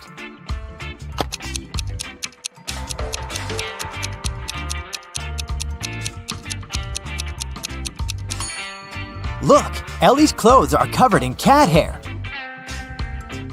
Kenzie, Nell, and Hannah were spending the day on the beach. Their parents left to go get some food and told the girls not to go into the water until they came back. The girls were reading, building sandcastles, and getting tanned. When their parents returned, they understood that one of their daughters hadn't listened to them and had gone swimming unsupervised. Which one?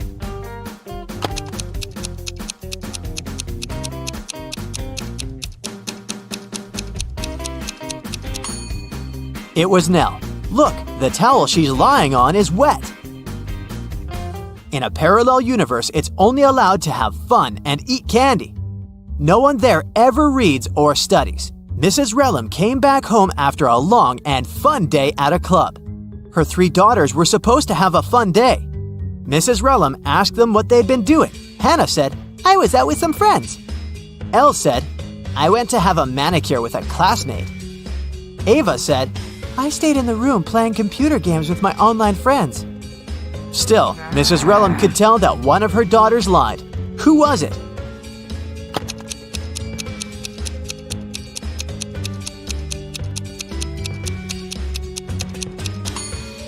It was Elle. She said she had gone to get her nails done. But why do they look so untidy then? Okay, a new task now. I'll be showing you some photos, but these photos aren't ordinary. In each one of them, there are 3 hidden words. Your task is to find them. Do you think you can do it? Well, let's see. Here's the first one. Try to find 3 words hidden in it.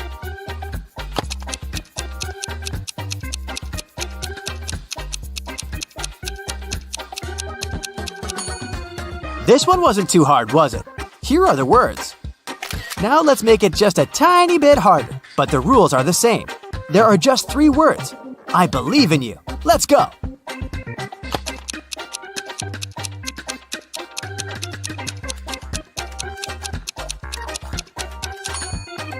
Here, here, and here. Have you found them all? Okay, the third one for you. So keep your eyes wide open.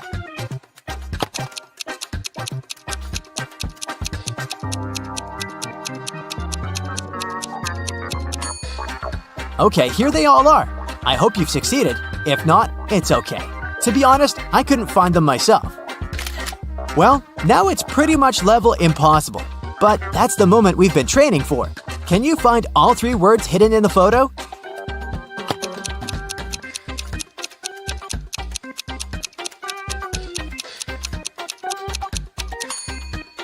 Here's one, here's the second one, and here's the third one. It was tough. I'm proud of you. Ashley is going on a month-long vacation, but she has trouble packing. Or it's more that she has trouble finding things she needs in her house. Can you help her? I'll be showing you the pictures of her house and the items she needs. You just have to find them in the picture. Okay, let's start with her bedroom. Can you see these items there? She needs her laptop, her book, a charger, and her hair straightener.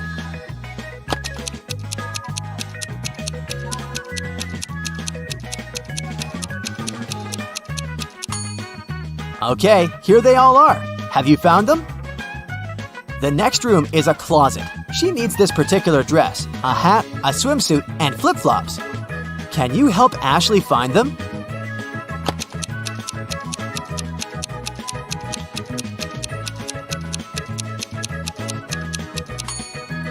Here's the dress. That must be the hat, the swimsuit, and here are the flip-flops. All here. Next. Welcome to Ashley's living room. Here, she needs to find her documents, her wallet, a purse, and her heels. You know what to do.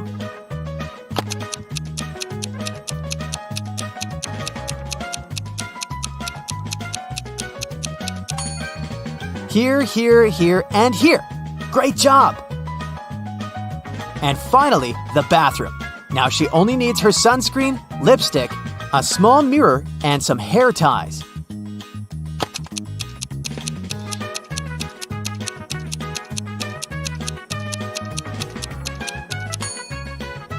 Here they all are. I hope you've managed to find them all. Thank you for your help today, and I hope you've had fun. All right, pal. I'm the fashion police here. Yeah, I was going to give you a ticket for those pleats, but hey, no worries. I'm not going to arrest your last season's outfit. I'm here to tell you something new about your personality based on the items you love to wear, because they can actually tell me who you really are and reveal all your secrets to me. So, I'm going to ask you a couple of questions. Grab a pen and a paper and keep track of your answers to get the most accurate description at the end. You ready? Then let's begin. Which color palette speaks to you the most? A. Is it going to be this bright one? B. Or maybe this heartwarming B? C. Looks good to me as well. D. Is so pastel. And E. Well, that's something different.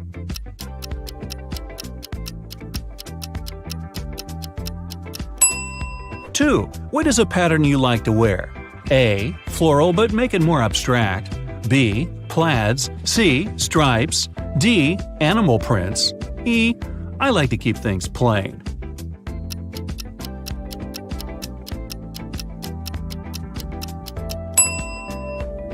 Three. You're out shopping with your friends at the mall. What's the first item you look at? A. All kinds of jewelry. B. A giant scarf. C. A sleek and expensive bag. D. I head to the makeup section first. I mean, you do. E. Oversized hoodies.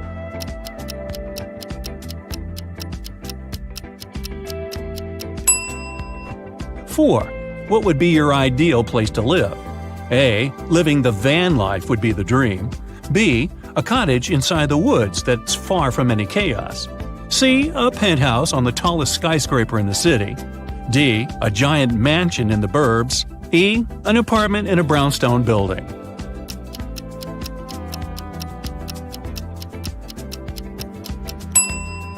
Five. Which statement do you agree with?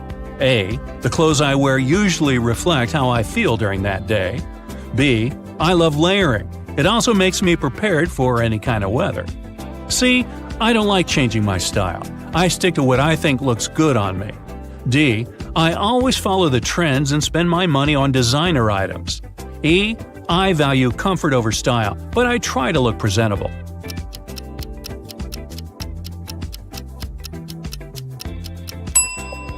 Six. What is something you will never wear? A. I'll wear it if I feel like it. B. Neon colors. C. Cargo pants. D. Ripped jeans. E. Anything with sequins.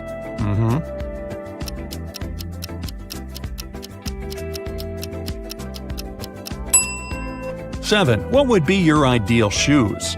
A. Sandals. B. Boots. C. Loafers. D. High heels. E. Sneakers.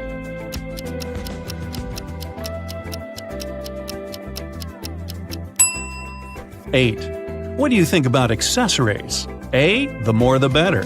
B. I have a necklace I wear every day. It brings me luck. C. An expensive watch is the best accessory. It's also practical. D. I wear diamonds all the time. E. Less is more.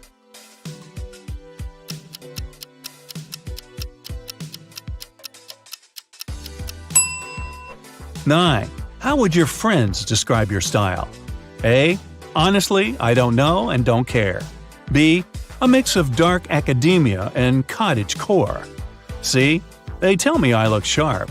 D. I don't know, but I hope they like it. E. They would say I'm a minimalist.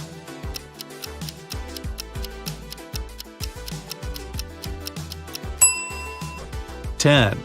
What do you tend to wear when traveling? A. Whatever I find lying on the ground in my messy room is fine. B. A cozy sweater and jeans.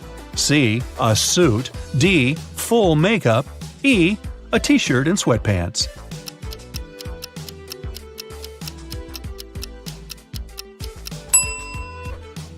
"11.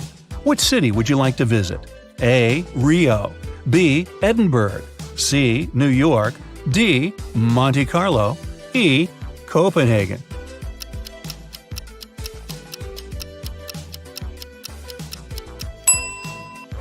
"12. What is your favorite Friday night activity? A. Going out dancing with my friends. B. Watching a new movie, preferably at home. C. Dining at a Michelin star restaurant. D. I prefer Sunday brunches over Friday night activities. E. Gathering with friends at somebody's place.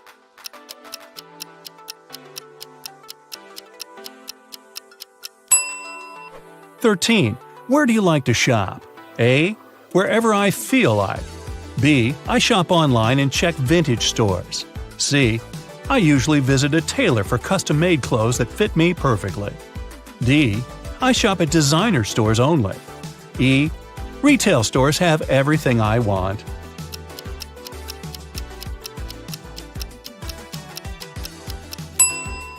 14. What is something you would like to try? A. Piercings or tattoos would be fun. B. Adding cloaks to my wardrobe. C. Wearing brighter colors from time to time. D. Staying in my PJs all day. E. I would like to try the futuristic style one day.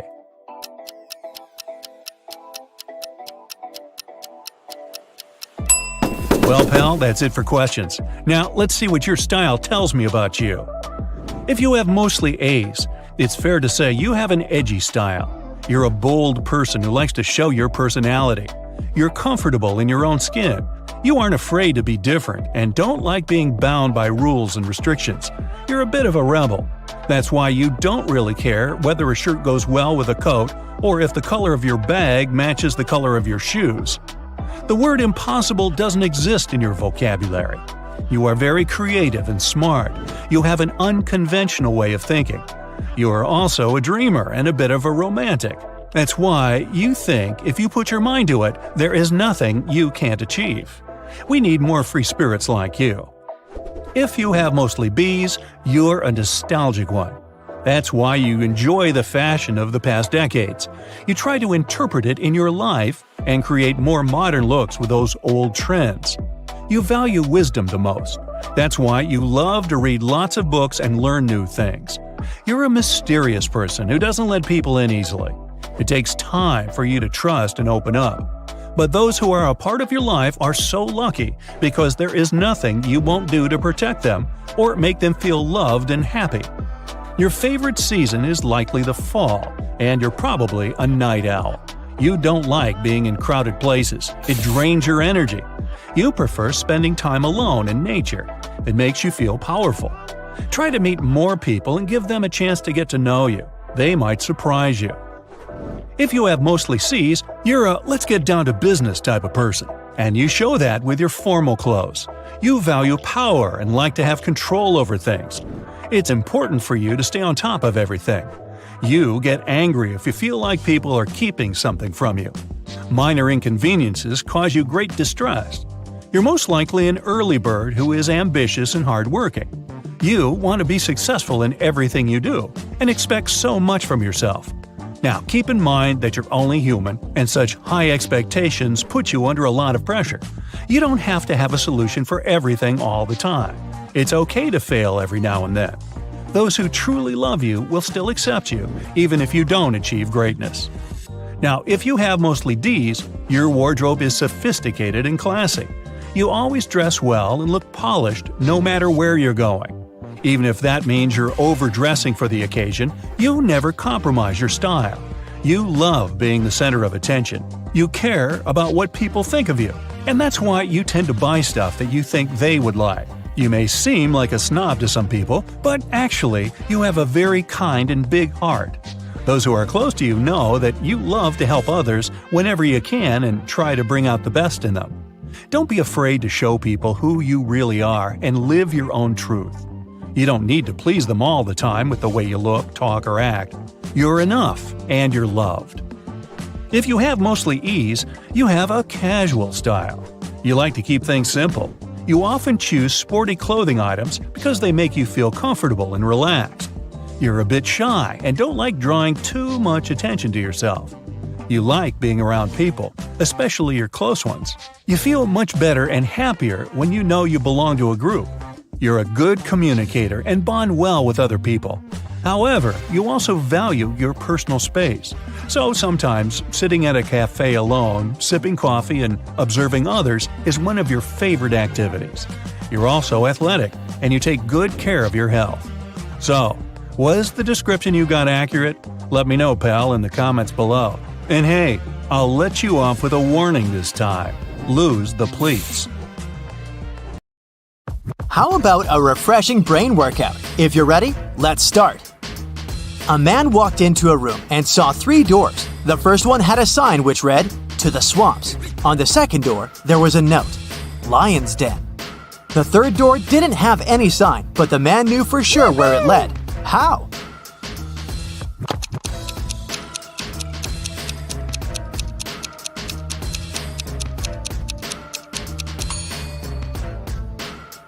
It was the door he had entered through. You return from your lunch break and discover that someone has stolen $50 from your bag. There are 4 suspects: Mila, Henry, Jackson, and Victoria. When you ask them about the money, Mila replies she hasn't taken it. Henry says he's pretty sure Jackson's got the money. Jackson shouts, "No way! Henry's lying!" And Victoria claims Mila's telling the truth. Only one of these people isn't lying. Who's taken your money?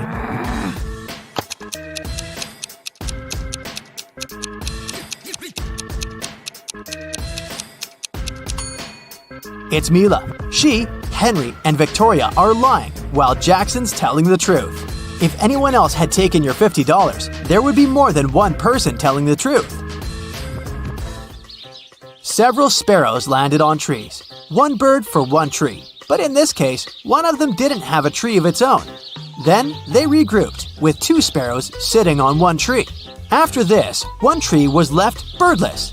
How many birds and trees were there?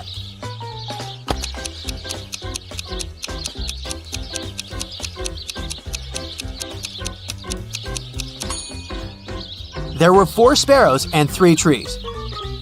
3 famous detectives came to a cafe to discuss a tricky case. A waiter came up to them and asked, "Does everyone want coffee?" The first detective said, "I don't know." The second detective answered, "I don't know." And the third detective said, "Yeah." Why did he say no?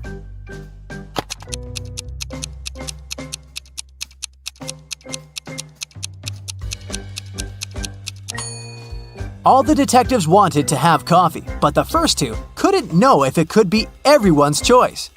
If the first 2 detectives hadn't wanted coffee, they'd simply have said no. So when the third detective heard the replies of his colleagues, he figured out that both of them wanted coffee. And since he was also going to have a cup, he said yes.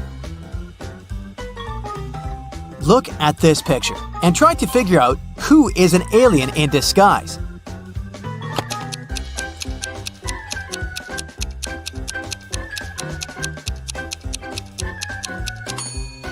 It's the guy in a yellow shirt.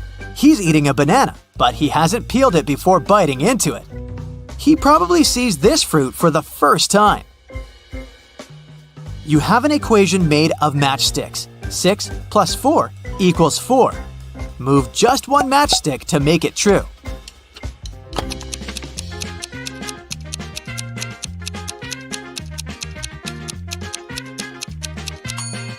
You need to take one matchstick from the plus sign and add it to 6 so that it makes 8. Then you'll have 8 minus 4 equals 4. Look at this picture. All these people seem to be very close, but who is the girl's husband?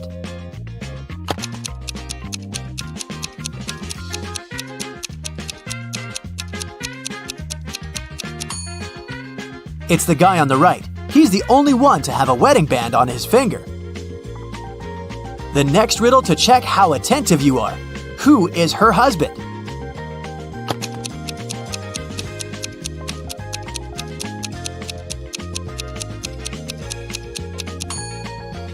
It's the guy on the left.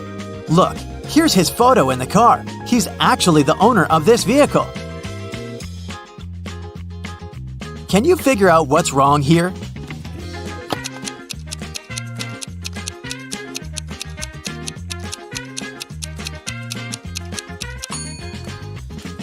These guys seem to be wearing smartwatches. Hey, detective, your next task is to understand where the criminal is hiding. Make sure to pay attention to every detail.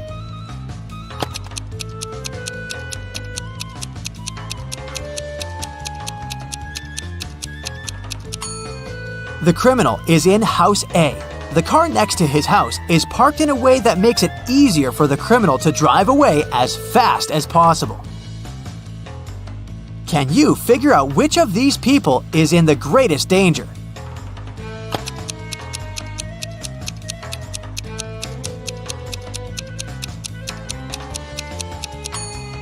It's this guy.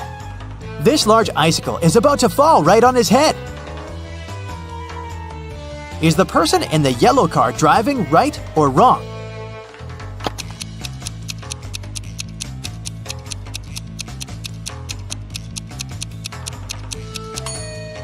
It's a wrong and very dangerous way of driving. The car is moving very slowly, and to overtake it, the next driver will have to maneuver from the leftmost lane to the right one. It can easily cause an accident. How can you get from 98 to 720 by just adding one letter?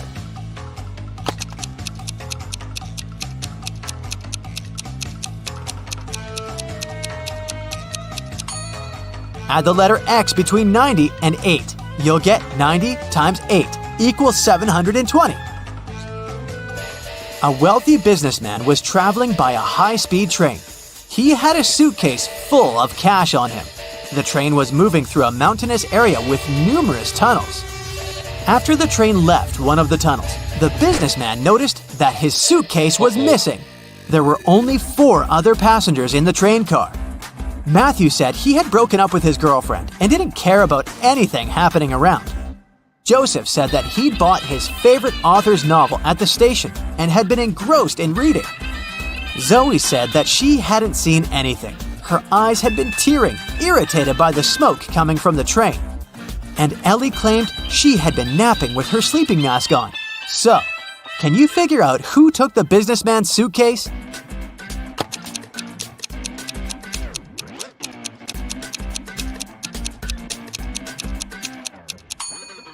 It was Zoe. Modern high-speed trains are electric and don't produce smoke. You've got a bag filled with oranges. You need to use these oranges to fill up 2 other bags of the same size. How can you do it?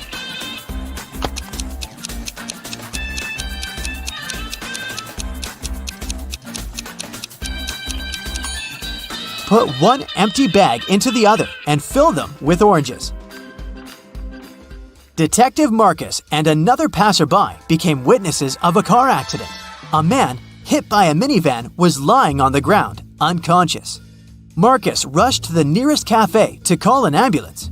When he got back, the passerby told him the man had turned onto his back, but hadn't come to his senses. After looking at the scene for a couple of seconds, the detective said, "You better return everything you've taken from this man." Why did he say so?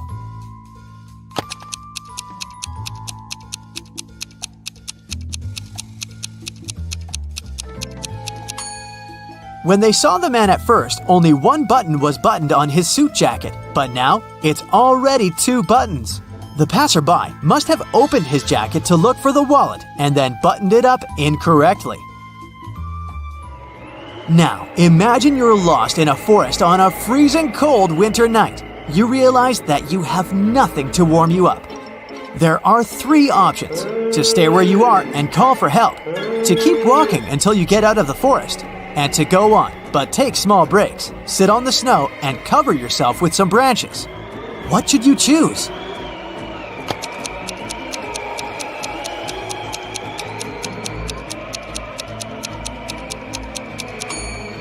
If you stay in one place, you'll freeze in no time.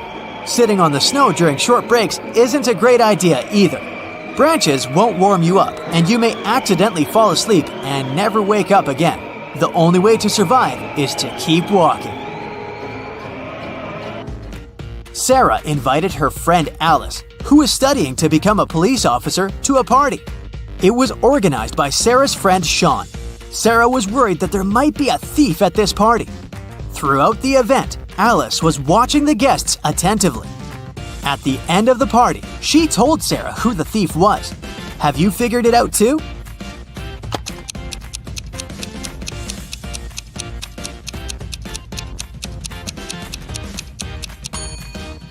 It's the host, Sean. At the beginning of the party, one of his guests had a watch on his wrist, and this woman had a beautiful necklace. But at the end of the party, the watch is already on Sean's wrist, and the necklace is in that flower pot. See? Austin, a rich businessman, brought very important documents to his office, but he had a meeting and needed to leave for several hours. Austin asked his secretary to be super attentive. His competitors could try to break into his office to look at the documents.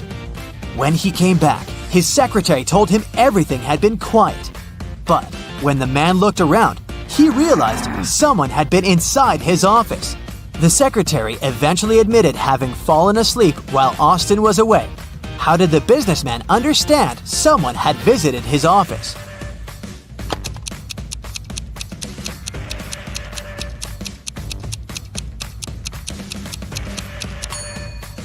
The globe on his desk is now turned in the opposite direction. Look at these people attentively. Who does this dog belong to?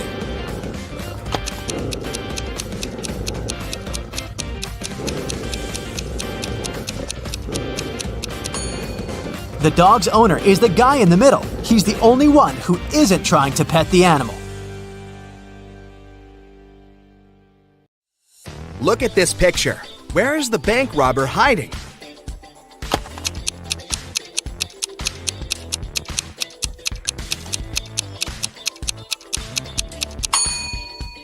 He's over there, behind the bushes. The bank robber has managed to escape from the police. Try to figure out where he's hiding now.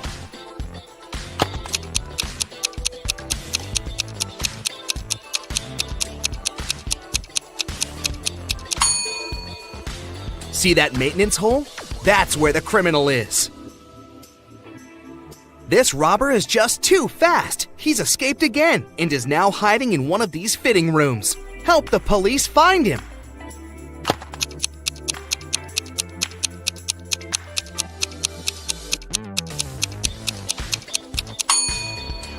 He must be in the middle fitting room. See that bag with all the cash he's stolen? Look at this image attentively and try to figure out what's wrong here.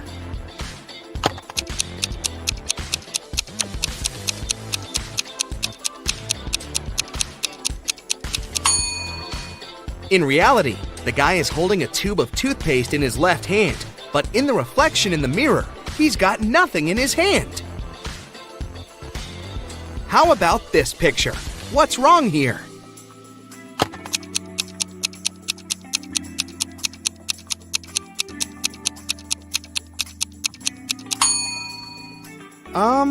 Is this lady charging her cat? This picture looks off too, but what exactly seems strange?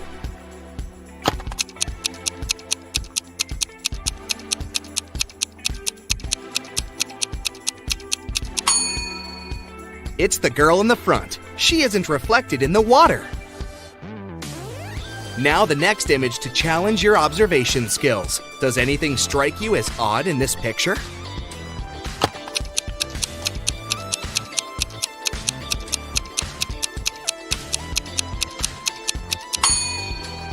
Look at the TVs. They show different things in reality and in the reflection in the mirror.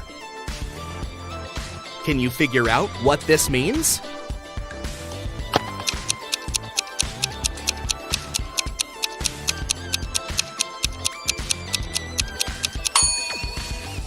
Right you are! F plus arm equals farm. Now this one is a tiny bit tougher. What does this rebus mean?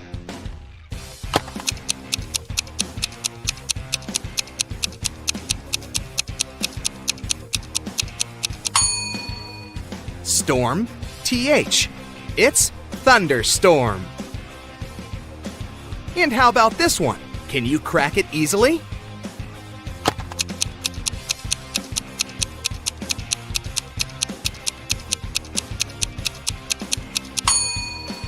Re plus boot equals reboot. Ew, insects! But can you guess this word?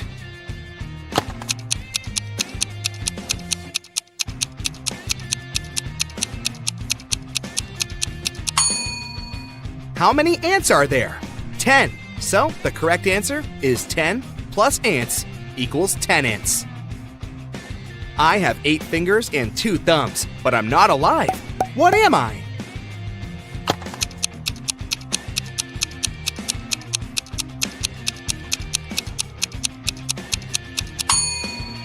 I'm a pair of gloves. Which person is different from the others?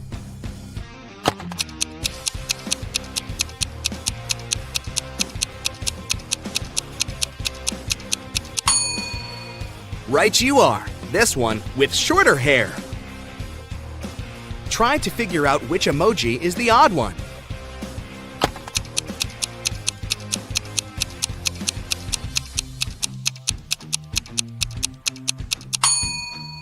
The one at the bottom. It looks pretty angry. I challenge you to find a cat that's different from the rest.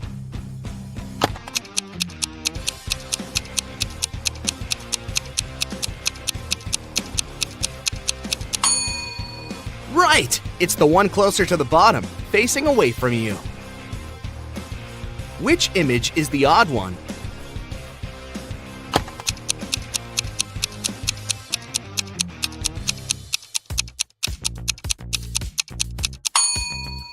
This little rebel is turned in the opposite direction. Have you noticed anything wrong in this picture?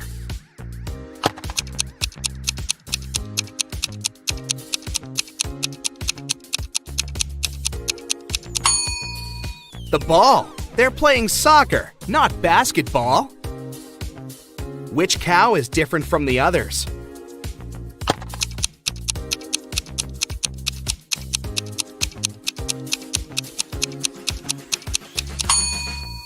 The one waving at you, of course. How about these burgers? Do any of them stand out?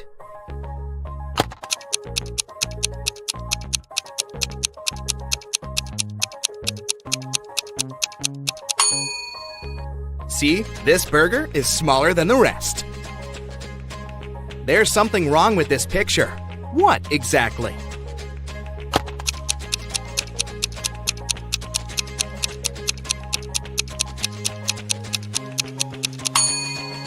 It's the river. It seems to just disappear under the bridge. Is there a hole in the ground there?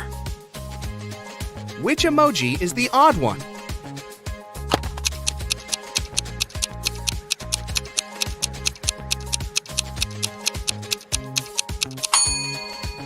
The one with its mouth missing. There's something that doesn't seem quite right in this picture. But what?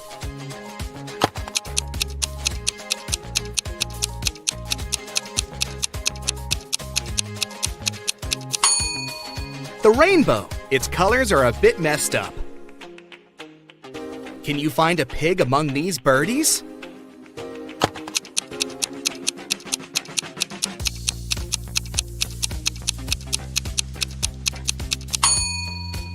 Here it is, hiding behind the bush. Which emoji is different from the others?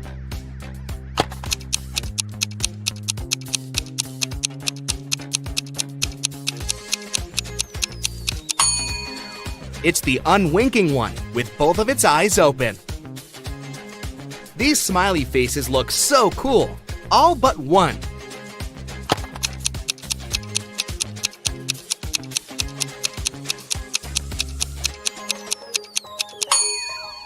This emoji isn't exactly all that smiley.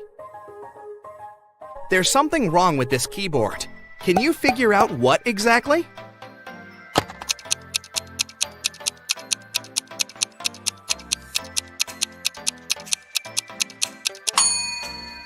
There are 2 8s on it, but no 9s. Which pooch is the odd one?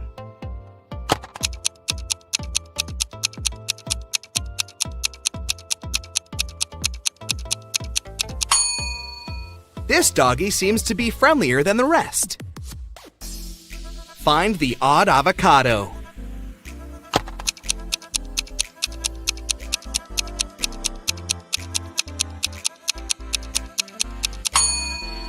Right, it's the one with the heart-shaped pit.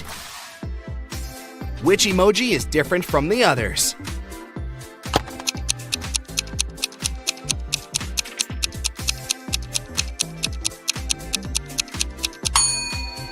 This little guy is just a wannabe. It isn't a unicorn. It's a horse that's probably dreaming of becoming a unicorn. Can you find the odd emoji?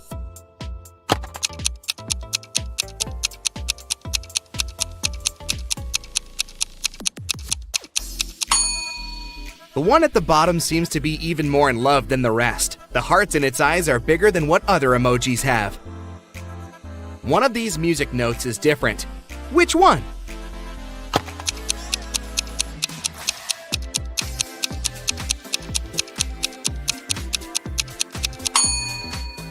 Ah, now I see it! What's wrong with this picture?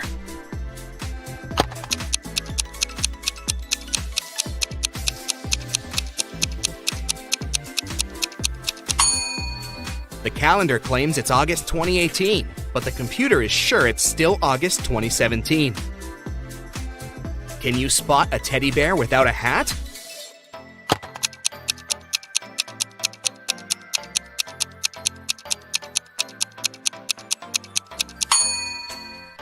Here it is! There's something strange about this picture, but what exactly?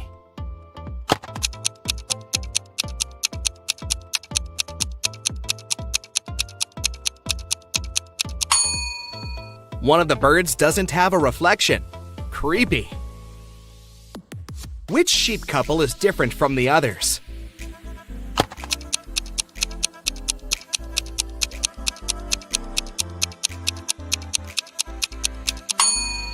This one. The lady sheep is facing away from her admirer. Amy was walking through a forest and saw 3 portals in front of her. Each could take her to a different place. The first one would send her to the moon. The second portal would move her to the bottom of the Mariana Trench. And the last one would take her 30,000 years back, when large dinosaurs were still roaming our planet. Which portal should she choose to survive?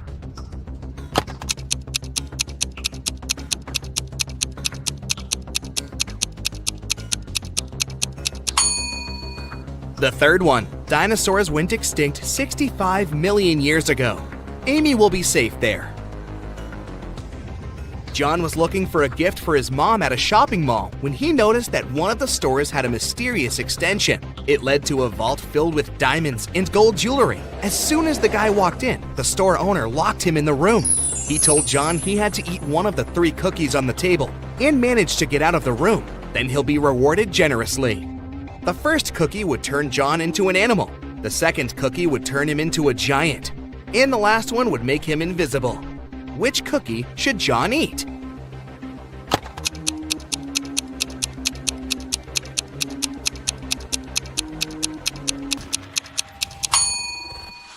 The first one. He can turn into some small animal, like a hamster, and squeeze through the bars. That's how he'd get out and win the gold. Mr. Lawrence called the police. He said someone had taken his car for a joyride, crashed it into a streetlight, and ran away. The man was sure it had been one of his neighbors. The police questioned 3 of them. Ivy answered she'd been at work and arrived home only in the evening. Cameron told the police he'd been helping his dad remove old stuff from the attic. And Aaron claimed he'd been hanging out with his friends, eating pizza, and watching the latest series. After listening to all the suspects, the police officers arrested one of them. Who was it?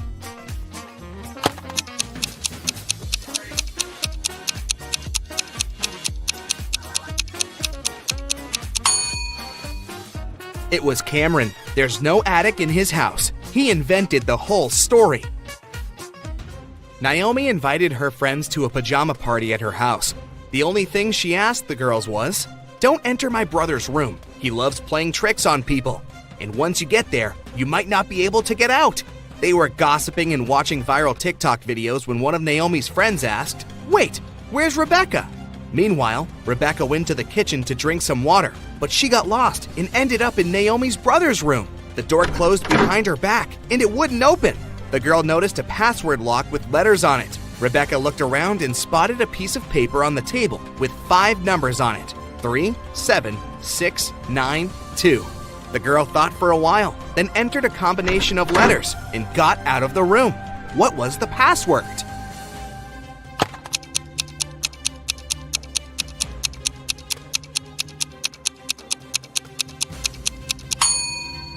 The code was the first letters of the 5 numbers, T, S, S, N, T.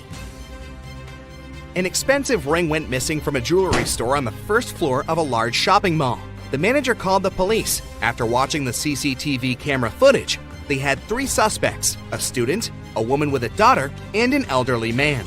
The student said he had agreed to meet with his friend next to the jewelry store. "I didn't even set foot inside," the woman said.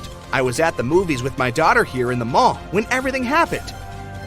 The elderly man said, "Yes, I did enter the store. I felt unwell and asked for a glass of water, but I didn't take the ring." Who's lying?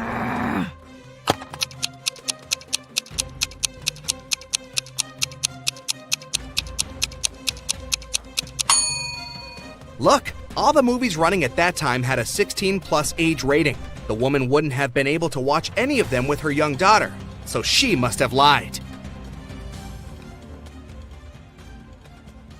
While Miss Virginia Dell was away on her summer vacation, her house got robbed. 3 people were caught on the security camera and they became the main suspects. Ayla, Virginia's best friend, said, I've been coming to pick up mail. Sophia, the housemaid, said, I've come every Wednesday to clean the house. And Danica, the gardener, said, I come every Friday to take care of the garden. Who robbed Miss Dell?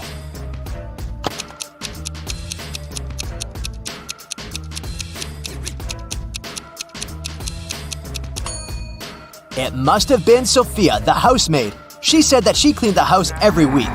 But look at the house. It's very dusty. She's shady, and she must be the main suspect. Last Friday, Mary sneaked out to a party without asking her mom's permission. Her mom found out about it and grounded Mary for a month. No friends, no parties. 2 weeks after that, there was another party, and Mary couldn't miss it. The morning after the second party, Miss Roberts walked into Mary's room and asked her what she'd been doing in the evening. I was solving my new puzzle, the girl answered. Mary got grounded for another month. Why?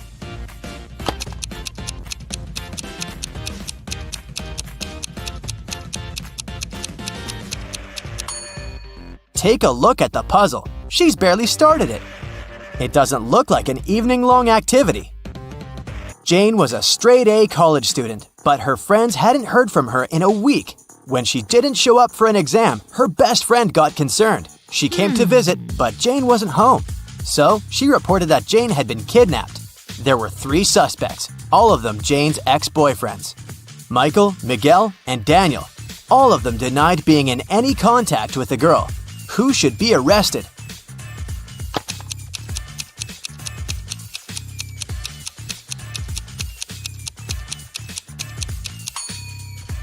The note on the fridge is a clue. It looks like a recipe, but it's not. It's the number of letters you should take from each word. 2/4 of milk gives us MI. Then we have CH, then A, E, and L. It seems that Michael has something to do with Jane's disappearance. I'll be showing you combinations of emojis, and your task is to guess what fruit or vegetable they stand for. Here's the first, very simple one. What do you think it is?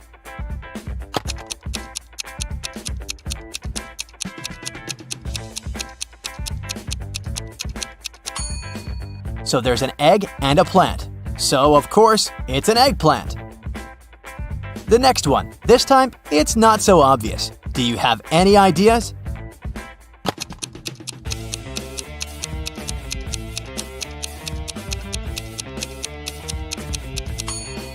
It's a ladyfinger. Good job! Off to the next one. I wonder if you can get this one right.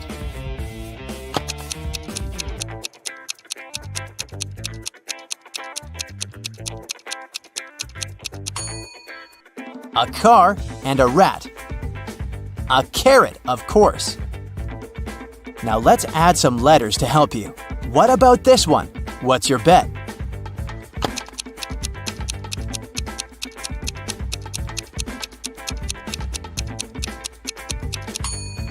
O and a leaf. That's an olive, of course. Okay, here's the next one, and I know you'll get it right.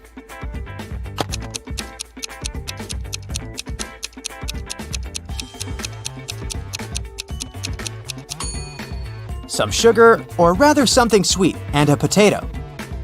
Of course, it's a sweet potato. Okay, now it's getting a bit more complicated. What's your call?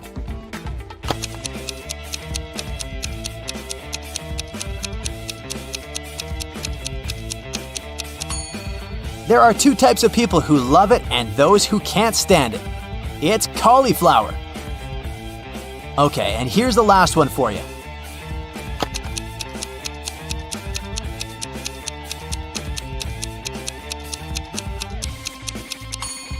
Q, a comb, and a bear.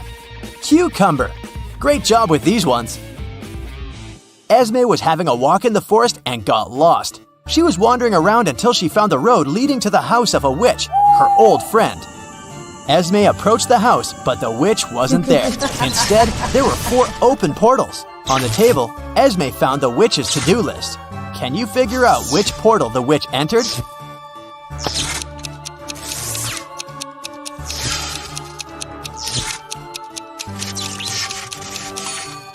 The first 2 tasks on the witch's to-do list are completed, so she's most likely left to catch some frogs. The number in brackets must mean the number of sides each portal has.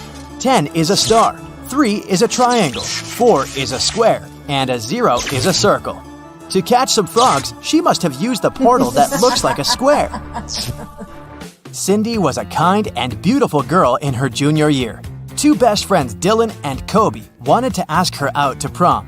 So the guys decided to ask Cindy's best friend which of them likes Cindy more. The girl didn't want to share her best friend's secrets, but she gave them a hint.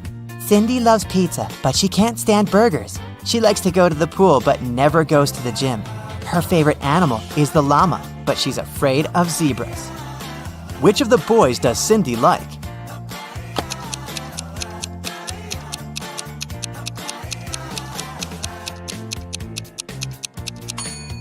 Cindy's friend wanted to give the guy a clue, so we have to look for some pattern. All the things Cindy likes have double letters in them. Dylan has the double L in his name, so he must be the one Cindy likes more. Kate woke up in a dungeon and couldn't remember what had happened to her. The place didn't look safe, so she decided to get out. The door was open and she left the room, walking down the hallway. Several minutes later, Kate stopped in front of 2 elevators and 1 door with an exit sign on it. Is it the way out? In any case, the door was locked and required a password. Can you guess what the password is?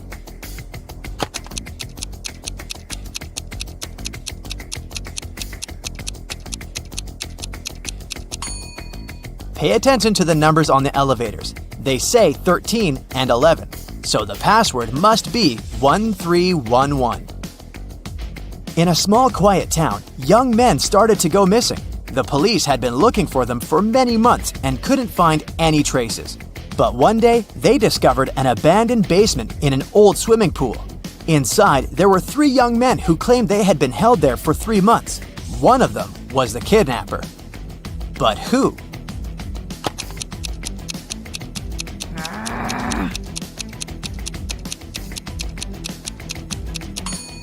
Look, one guy doesn't have facial hair whatsoever, and another man has grown a beard since he hasn't shaved in 3 months. But this guy is freshly shaved, so he must be the kidnapper. Oliver is terrible at packing. Whenever he goes somewhere, he always takes stuff he'll never need, so he needs your help with some packing. Today, he's packing to go camping in the forest. Take a look at his bag and decide what he won't need on the trip.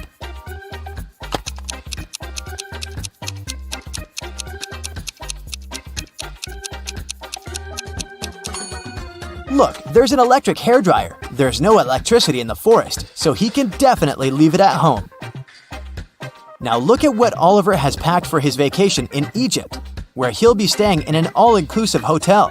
Is there anything he won't need?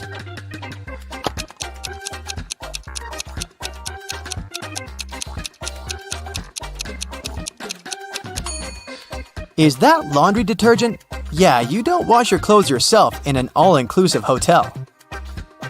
Now he's off to his girlfriend's place to spend the weekend with her. What does he have in his bag that he really won't need there?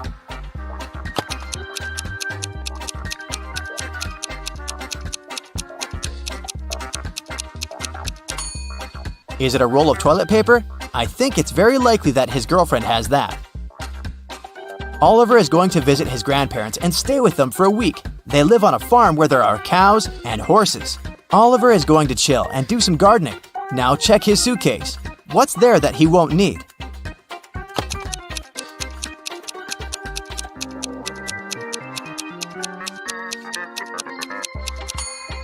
I don't think he'll need his tuxedo. He'll most likely be wearing some casual clothes all the time. Yasmin is wandering through a forest and sees a spooky house. As soon as she steps inside, the door behind her back slams shut.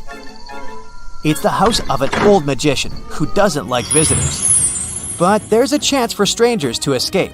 There are 3 drinks. The red one will turn Yasmin into a mouse for an hour. The green one will allow her to fly for an hour. The blue one will make her breathe fire for an hour. Which drink should Yasmin choose if she wants to get out?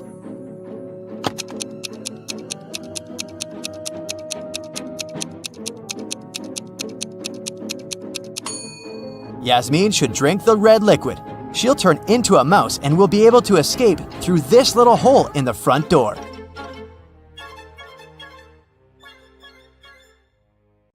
When it was finally time to board the plane, it turned out that there were no more economy class seats left.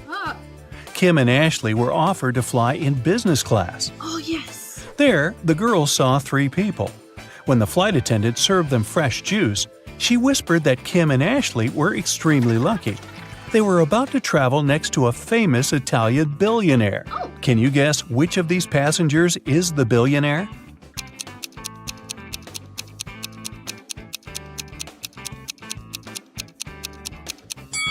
This glamorous lady is a good candidate, but it's very unlikely a billionaire would wear a 100% polyester coat. This guy's business suit is very elegant, but look at his shoes. They seem quite cheap and worn out. This funny gentleman must be the real billionaire. Although his outfit is rather casual, his gold watch looks very expensive. The glamorous lady began to chat with Kim and Ashley. She told them she had recently visited an exotic island with her friends. Then she showed the girls some pictures. When the lady went to the restroom, Ashley whispered to Kim, "This woman is a liar. She photoshopped this picture." Oh. How did Ashley know that?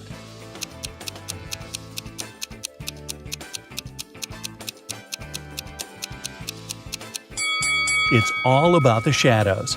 They all look natural, except this one. People are sitting in their seats. The lights turn off. Someone is chewing popcorn. Someone is drinking soda.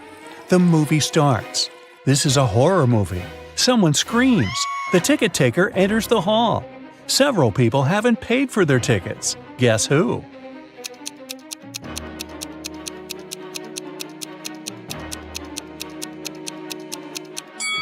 No one has a ticket here.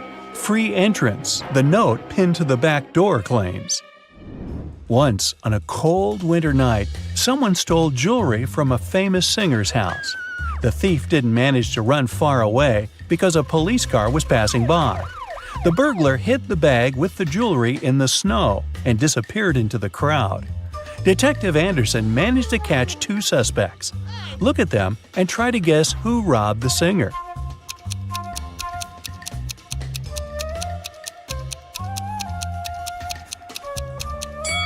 If you dig snow with your bare hands, they will turn red. This man has red fingers and palms.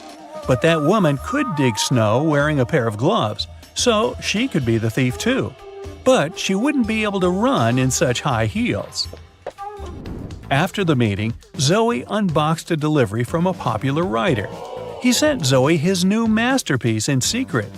Zoe didn't say anything about this to her colleagues, but one of them was actually trying to steal the script. Can you guess who this person is?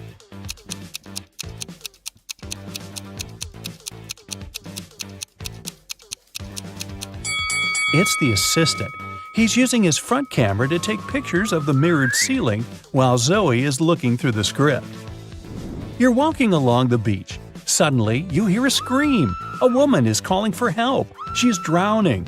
You run into the water and swim toward her. As soon as you approach her, you see 3 more people. They're all screaming, but only one of them needs help.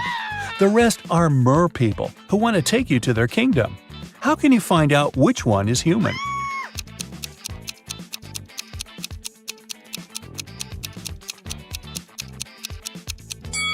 Dive under the water to see who has a fishtail.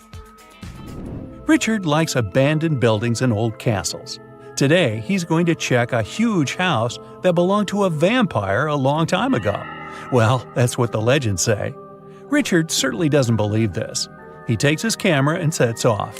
It's dark and cold inside the house. Crackling sounds are coming from the corridor. Richard shines a flashlight and sees 3 vampires. Richard starts running away, but then he stops and returns. It seems these vampires are fake. How did the guy understand this?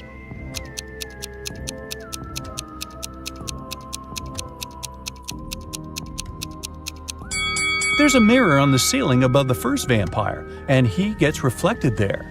The second vampire has no fangs. The third one? Uh-oh, he seems to be real. Better run! Now, Richard wants to visit an abandoned hospital. There are rumors that werewolves live there. Richard is sure it's a myth. He's walking around dark hospital wards all night, but finds nothing. He's about to leave, but 4 men block the exit. They are howling and growling. Which of them is the real werewolf?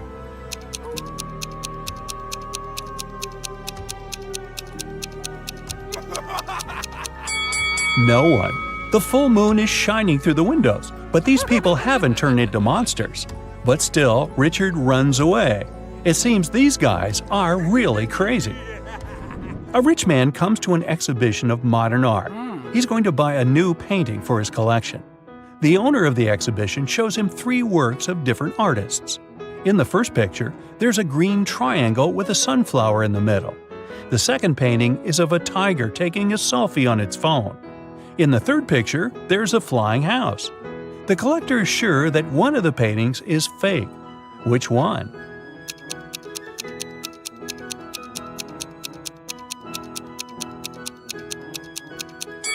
Each canvas has the artist's signature and the date when it was created.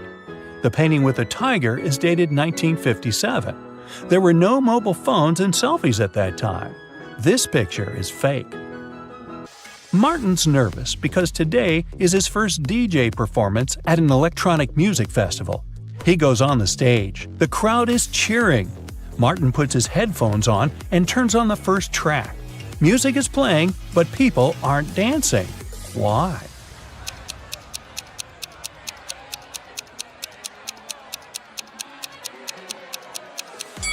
The music is only playing in the DJ's headphones.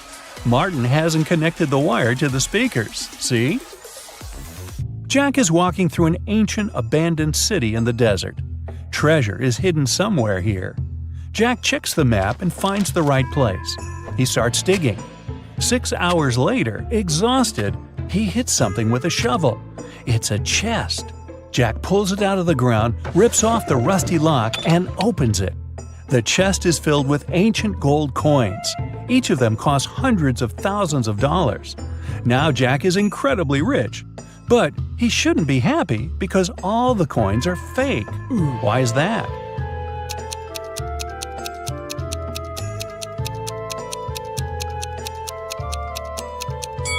Each coin has a date, 145 BCE. It seems they're really old, but people who lived at that time couldn't write BCE on their coins because they didn't know they lived before the current era. A university professor enters a lecture hall where his colleague, an elderly teacher, is giving a lecture on quantum physics. He's drawing formulas on the board, and his students are using their laptops to take notes. The professor knows that one of these students is sleeping. He starts walking around the room, stopping behind each of them in turn. Who's dreaming right now?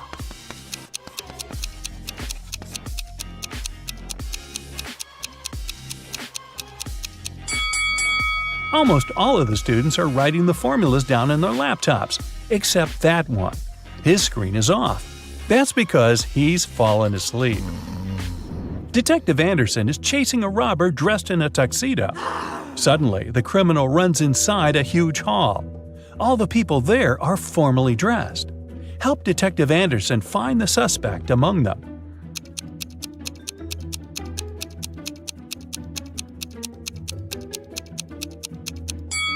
Catch that guy. He's sweating because he's been running. Leo's boss yelled at the guy because he hadn't completed his weekly work plan. Now, Leo has to spend his entire weekend in the office finishing his work. The boss took Leo's magnetic card so that he couldn't leave the building. Several hours had passed. Leo feels hungry. There's no water or food in the office, but there's a fridge and cooler in the next room behind the door with a magnetic lock. On Monday, Leo gives his boss the completed report. Somehow, the guy managed to get food and water. How did he do it?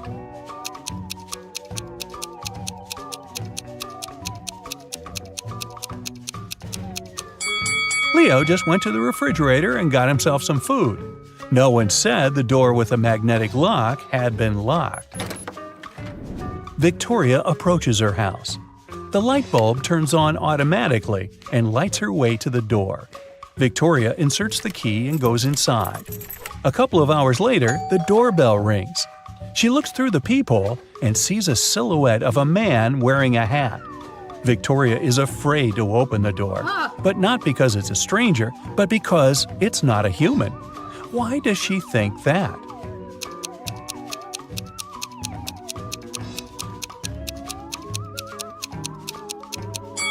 The light sensor didn't work, so there's no physical body outside.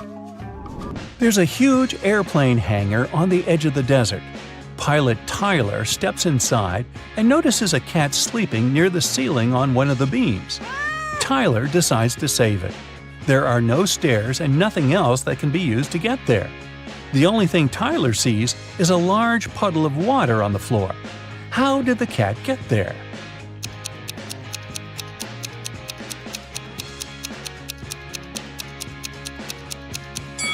There was a pyramid of ice cubes. The cat climbed to the top of it and reached the ceiling.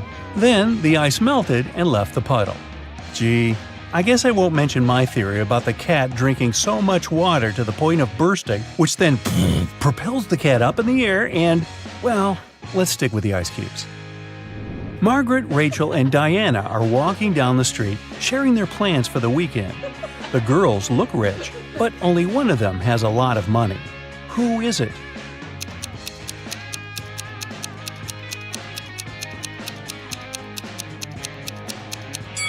It's Margaret.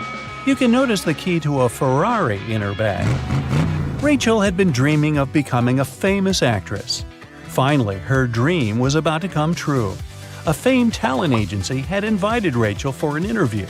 She arrived at the office to meet her new agent early in the morning. Hello. There were 4 people in the conference room: Can you tell which one is Rachel's agent?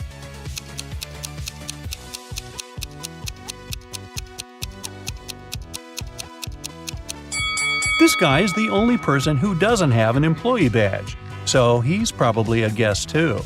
This man is wearing a classy, expensive suit, but he brought coffee for everyone. He's an assistant. This lady's mug says "World's Best Lawyer," so she's probably responsible for legal issues. And this relaxed lady over there is Rachel's agent, Zoe. Zoe offered Rachel to take a seat. Which place should Rachel choose?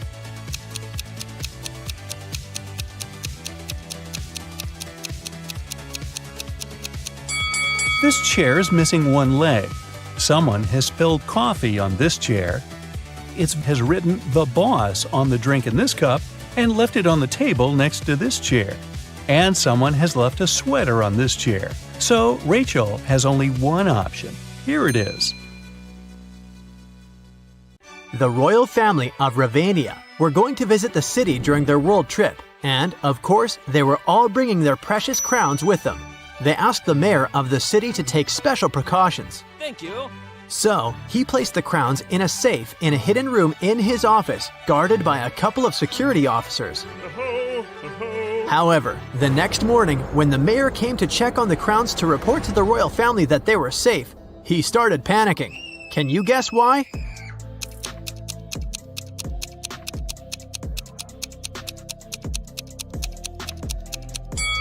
It's because the crowns inside the safe are not the real ones.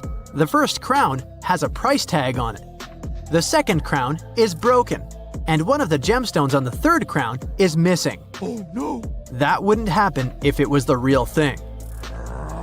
The mayor wanted to make sure that whoever had stolen the crowns was caught. He also hoped the police would find them before the media learned about what had happened. And the only person who could help him was Detective Zelda. So, he immediately called her. The detective arrived at his office and inspected the secret room. She noticed something that might help her with her investigation. Can you figure out what it is?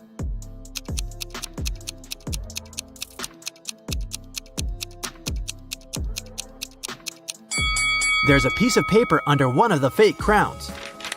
The thief left a note. Detective Zelda read it. Dear Maya, I'm very disappointed in you. This accident has proved how inept you are at providing comfort and security for your guests, as well as your citizens. I believe I can be convinced to give the crowns back if you pay me a large, and I mean it, sum of money. Mark my words and count on what I say in my letter on this matter. Here is my contact number.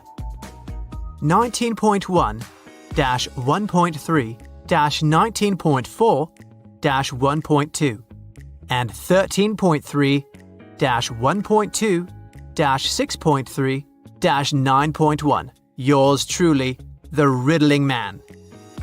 What can you make of this number?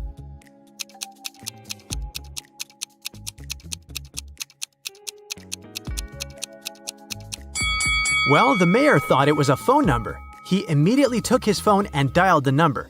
But, just as Detective Zelda suspected, no one answered. In one of the last sentences of his letter, the Riddling Man underlined mark, words, count, and letter. That must be a hint. The number before the dot indicates which word you should look for in the note, and the number after the dot tells you which letter you need in that word. For example, 19.1 means you need to find the 19th word, which is comfort. The letter you need is the first one, which is C. When you do that for every number, you'll get Cafe West. Before Detective Zelda left for the cafe, she decided to check the security camera footage recorded at night.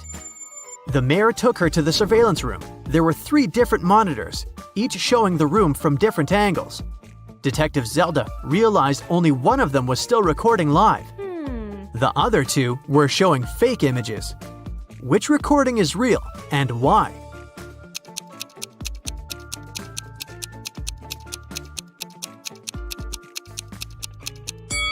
Do you remember what the room looked like when Detective Zelda was inspecting it? The clock certainly wasn't on this wall. It was on the opposite one. so the footage on the first monitor is fake. The footage on the second monitor isn't real also.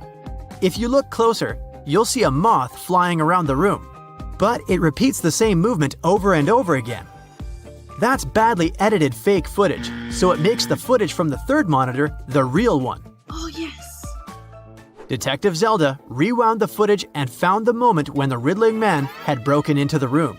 He was covering his face, so it was impossible to tell what he looked like. Still, Detective Zelda managed to notice something that could help her find the criminal. Can you tell what it is?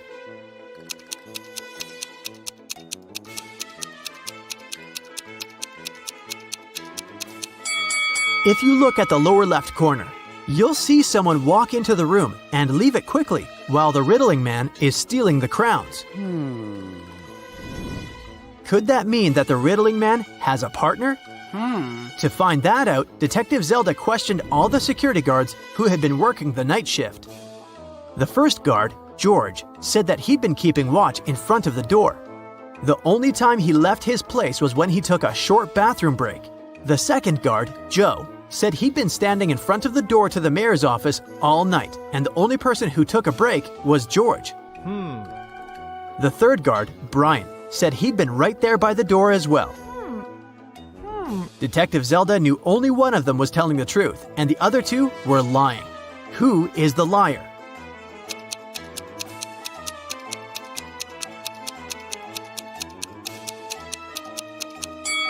Do you remember what the shoes of the man who entered the room looked like?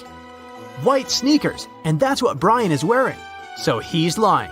And since Joe didn't mention that Brian had left his place, he's a liar too.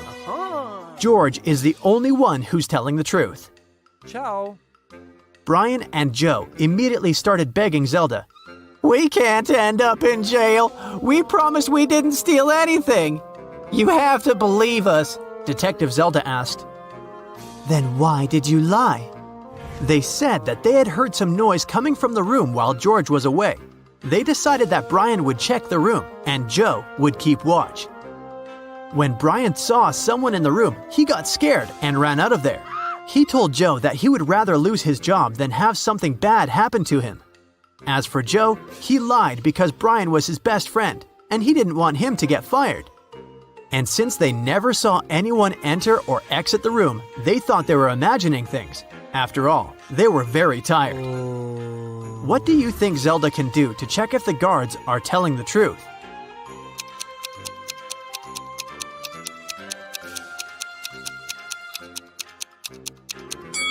She can check the surveillance footage of the street outside the building to confirm that nobody entered or left. When Zelda couldn't see anyone even walk across the street, she came to the conclusion that Brian and Joe were telling the truth. Yeah. The detective decided to check the secret room once again to figure out how the riddling man had gotten inside. Sometime later, she managed to spot another hidden door. Can you see it too?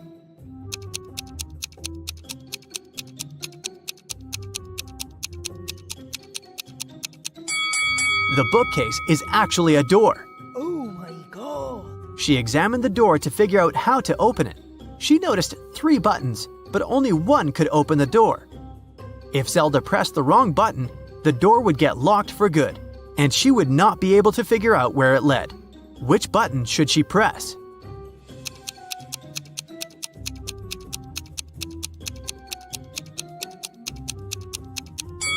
Take a look at the books next to the buttons. One of the titles is meaningless, while the others make sense. That must be an anagram, a word or phrase formed by rearranging the letters of another. When you rearrange the letters in the title, you'll get the second button. Detective Zelda pressed it, and the bookcase door opened. The woman saw a narrow hallway with stairs leading down. She took a step, and the door closed behind her back. She tried to force it open, but it wouldn't move. The only thing she could do was go down the stairs. She ended up in an underground pit. Inside, there was nothing but a shovel and a sign that showed her that she was around the pit. In the hole to the left, there were venomous snakes.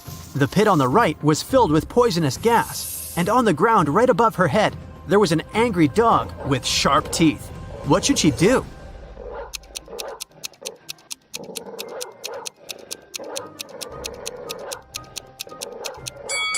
She should dig upwards. She needs to listen to the sounds the dog makes and wait for the animal to fall asleep. Then she should walk quietly past it. That must be how the riddling man entered and left the room. Detective Zelda didn't want to waste any more time, so she headed to Cafe West.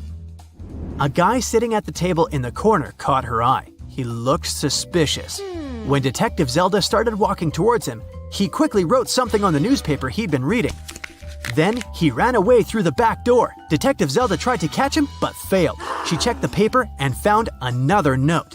It said, "You're not the mayor, but I'll give him one last chance. It looks like you work for him, so bring me $20 million in cash.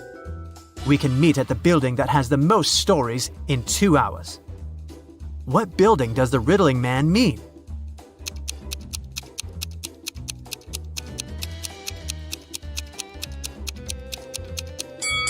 The library. Of course, Detective Zelda was not going to give him any money. She took an empty bag to trick him into believing she had the cash so that he wouldn't run away. She went to the library. When she entered, she saw the riddling man wearing the same sunglasses and coat. He was waiting for her in the riddle and puzzle books section. Then, suddenly, someone accidentally pushed the woman. She dropped her bag. It fell on the floor and opened. The riddling man saw it was empty and understood that this was just a plan to catch him. He ran away. But he dropped something while escaping. It was a library book, and there was a library card inside. It had 3 different addresses of 3 different people who had borrowed the book before.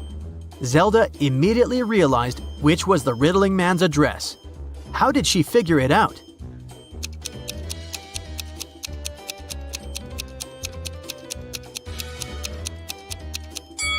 Remember the note the riddling man wrote to her at the cafe? The first address is written by the same person. Detective Zelda had 2 police officers break into the riddling man's apartment. They found the crowns, but the criminal was gone. For some reason, Detective Zelda felt that she would see the riddling man again. Are you planning to change your hair color? Let me help you pick the best option. 1. Do you care about fashion and trends? A. No thanks, I never cared about fashion. B. Yes, I follow all the trends. C. I have a friend who consults me about them. D. Sometimes they pop up on social media, so I know something.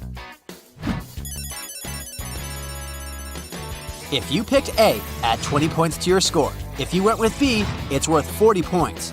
C brings you 10, and D, 30 points. 2. Which of these color combos would you never wear? A. Black and white. B. Brown and blue. C. Pink and green. D. Yellow and gray.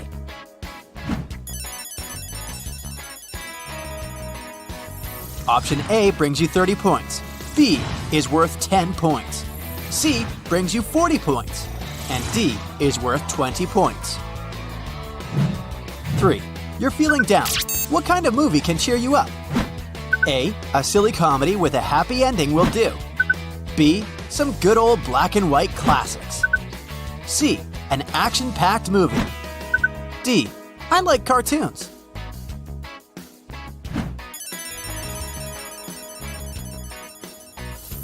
A brings you 10 points. B is worth 20. C is worth 30 points. D brings you 40 points. 4. You can get one superpower. What's it gonna be? A. I'd love to be invisible. B. Teleportation. C. Super strength. D. The power of convincing people to do anything I tell them. If option A is your choice, you get 10 points. Did you go with B? It's worth 20 points. C brings you 40 points. D is worth 30 points. If you had to eat one meal every day for a month, what would it be? A. Pizza for life. B. Some gourmet food like caviar or foie gras. C. Fruits and veggies only. D. Steaks. I'm a meat fan.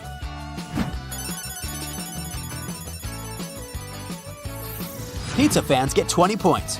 Gourmet food lovers get 40 points. Fruits and veggies bring you 10 points. Steaks add 30 points to your basket. 6. When do you feel most productive? A. In the morning. B. After lunch. C. Anytime after coffee. D. In the evening and at night.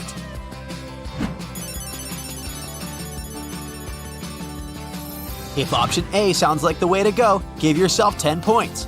If B is your choice, you just scored 20 points. In case you went with C, it's worth 30 points. Finally, D gives you 40 points. What is your worst quality? A. I plan everything and get upset when things don't turn out my way. B. I'm too emotional and can cry over the smallest things. C. I'm jealous of the success of others. D. I don't know how to forgive others. A adds 10 points to your score. B is worth 20, and C is a 30-point option. D brings you 40 points. 8. Your friend invites you to go on a trip with them. It starts tomorrow. What do you say? A. Impossible! I need to know at least a month in advance. B. I'll think about it and maybe join them later. C. I'll convince them to move the trip one day and go with them. D. Sure thing. I'm packing already. If you chose A for this one, you get 10 points. B is worth 20 points. If you went with C, add 40 points to your score. And D is worth 30. 9. Why did you decide to dye your hair? A.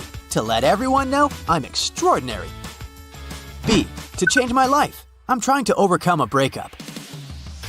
C. To help others see that I'm a serious person. D. To spice things up. I've had my current hair color for years. If you picked option A, you just scored 10 points. If you chose option B, it's worth 30 points. C gives you 40 points. And D brings you 20 points. 10. What compliment would you be happiest to hear? A. You look really elegant. B. Are you a business guru? C. You're out of this world. D. You have the most beautiful smile.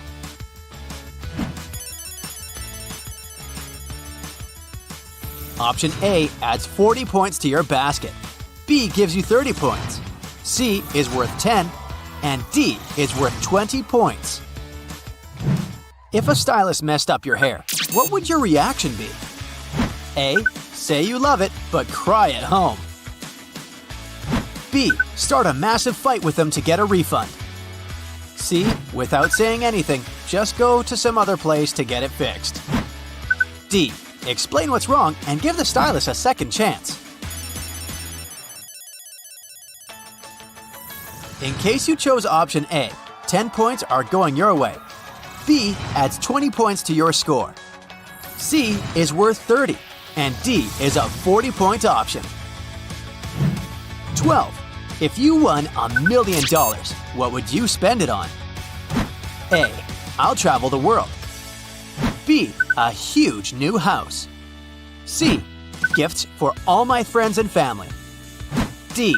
I'll invest in my own business.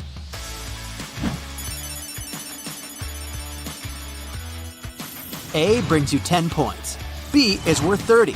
C is worth 40 points. D brings you 20 points.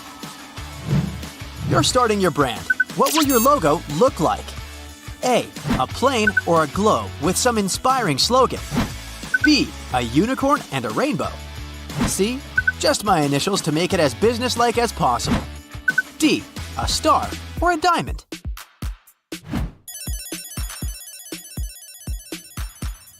If you picked a star or a diamond, add 20 points to your score. A unicorn brings you 40 points. A logo with your initials is worth 10. And the globe gives you 30 points. 14. You're moving into a new house. What will you decorate first? A. The living room. B. My bedroom. C. The kitchen. D. I'll start a garden.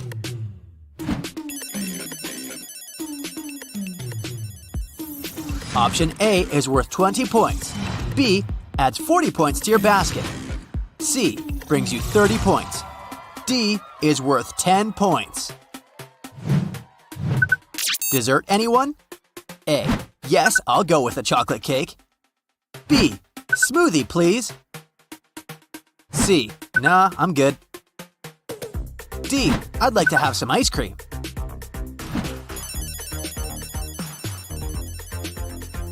If you picked option A, you just earned 10 points. If you went with B, add 20 points to your basket. Those who chose C earned 40 points. D is worth 30 points. All right, it's time to do some math and sum up all your points. Did you get 160 points or less? Looks like you're pretty happy with your current hair color. Maybe it's not really the time to change it. You're well balanced and pretty happy with your life. If you want to change something, try adding a new color to your wardrobe or curling your hair. In case your final score is between 170 and 240 points, here's your sign to dye your hair blonde. You've always wanted to try it, right? You feel like it can make your life easier and more fun, so go for it! And a bob haircut will make you look even cooler. If you scored somewhere between 250 and 320 points, bright red hair is what you need. It's definitely an attention grabber, and you want it at this point in your life. It will match your fiery personality and will justify all the crazy things you do in life. Try to add some layers to your hair and maybe even bangs. In case your final score is 330 to 400 points, black is the color for you. You're refined, classy, and stylish. You're also smart and want to take a step up in your career. Black hair and a pixie haircut will help people take you more seriously. It will also give you the self-confidence you need to succeed. Did you get 410 to 480 points? Highlights are the perfect option for you. It's always hard for you to choose just one thing. You're afraid of missing out on something. Luckily, there's always room for compromise, even when it's your own hair. Try braiding it. It will look charming. If you came to the finish line with 490 to 550 points, the best choice for you is electric blue or pink. In fact, you can choose any color as long as it's exotic and bright. You're a creative soul and your everyday routine is making you sad. Add a contrasting hairband or huge clips to make the style even more unique. For those of you who ended up with 560 to 600 points, you're out of this world! Why settle on one color when you can have the entire rainbow on your hair? It sure takes a lot of courage, but you have it in you. As a bonus, you'll attract similar awesome people.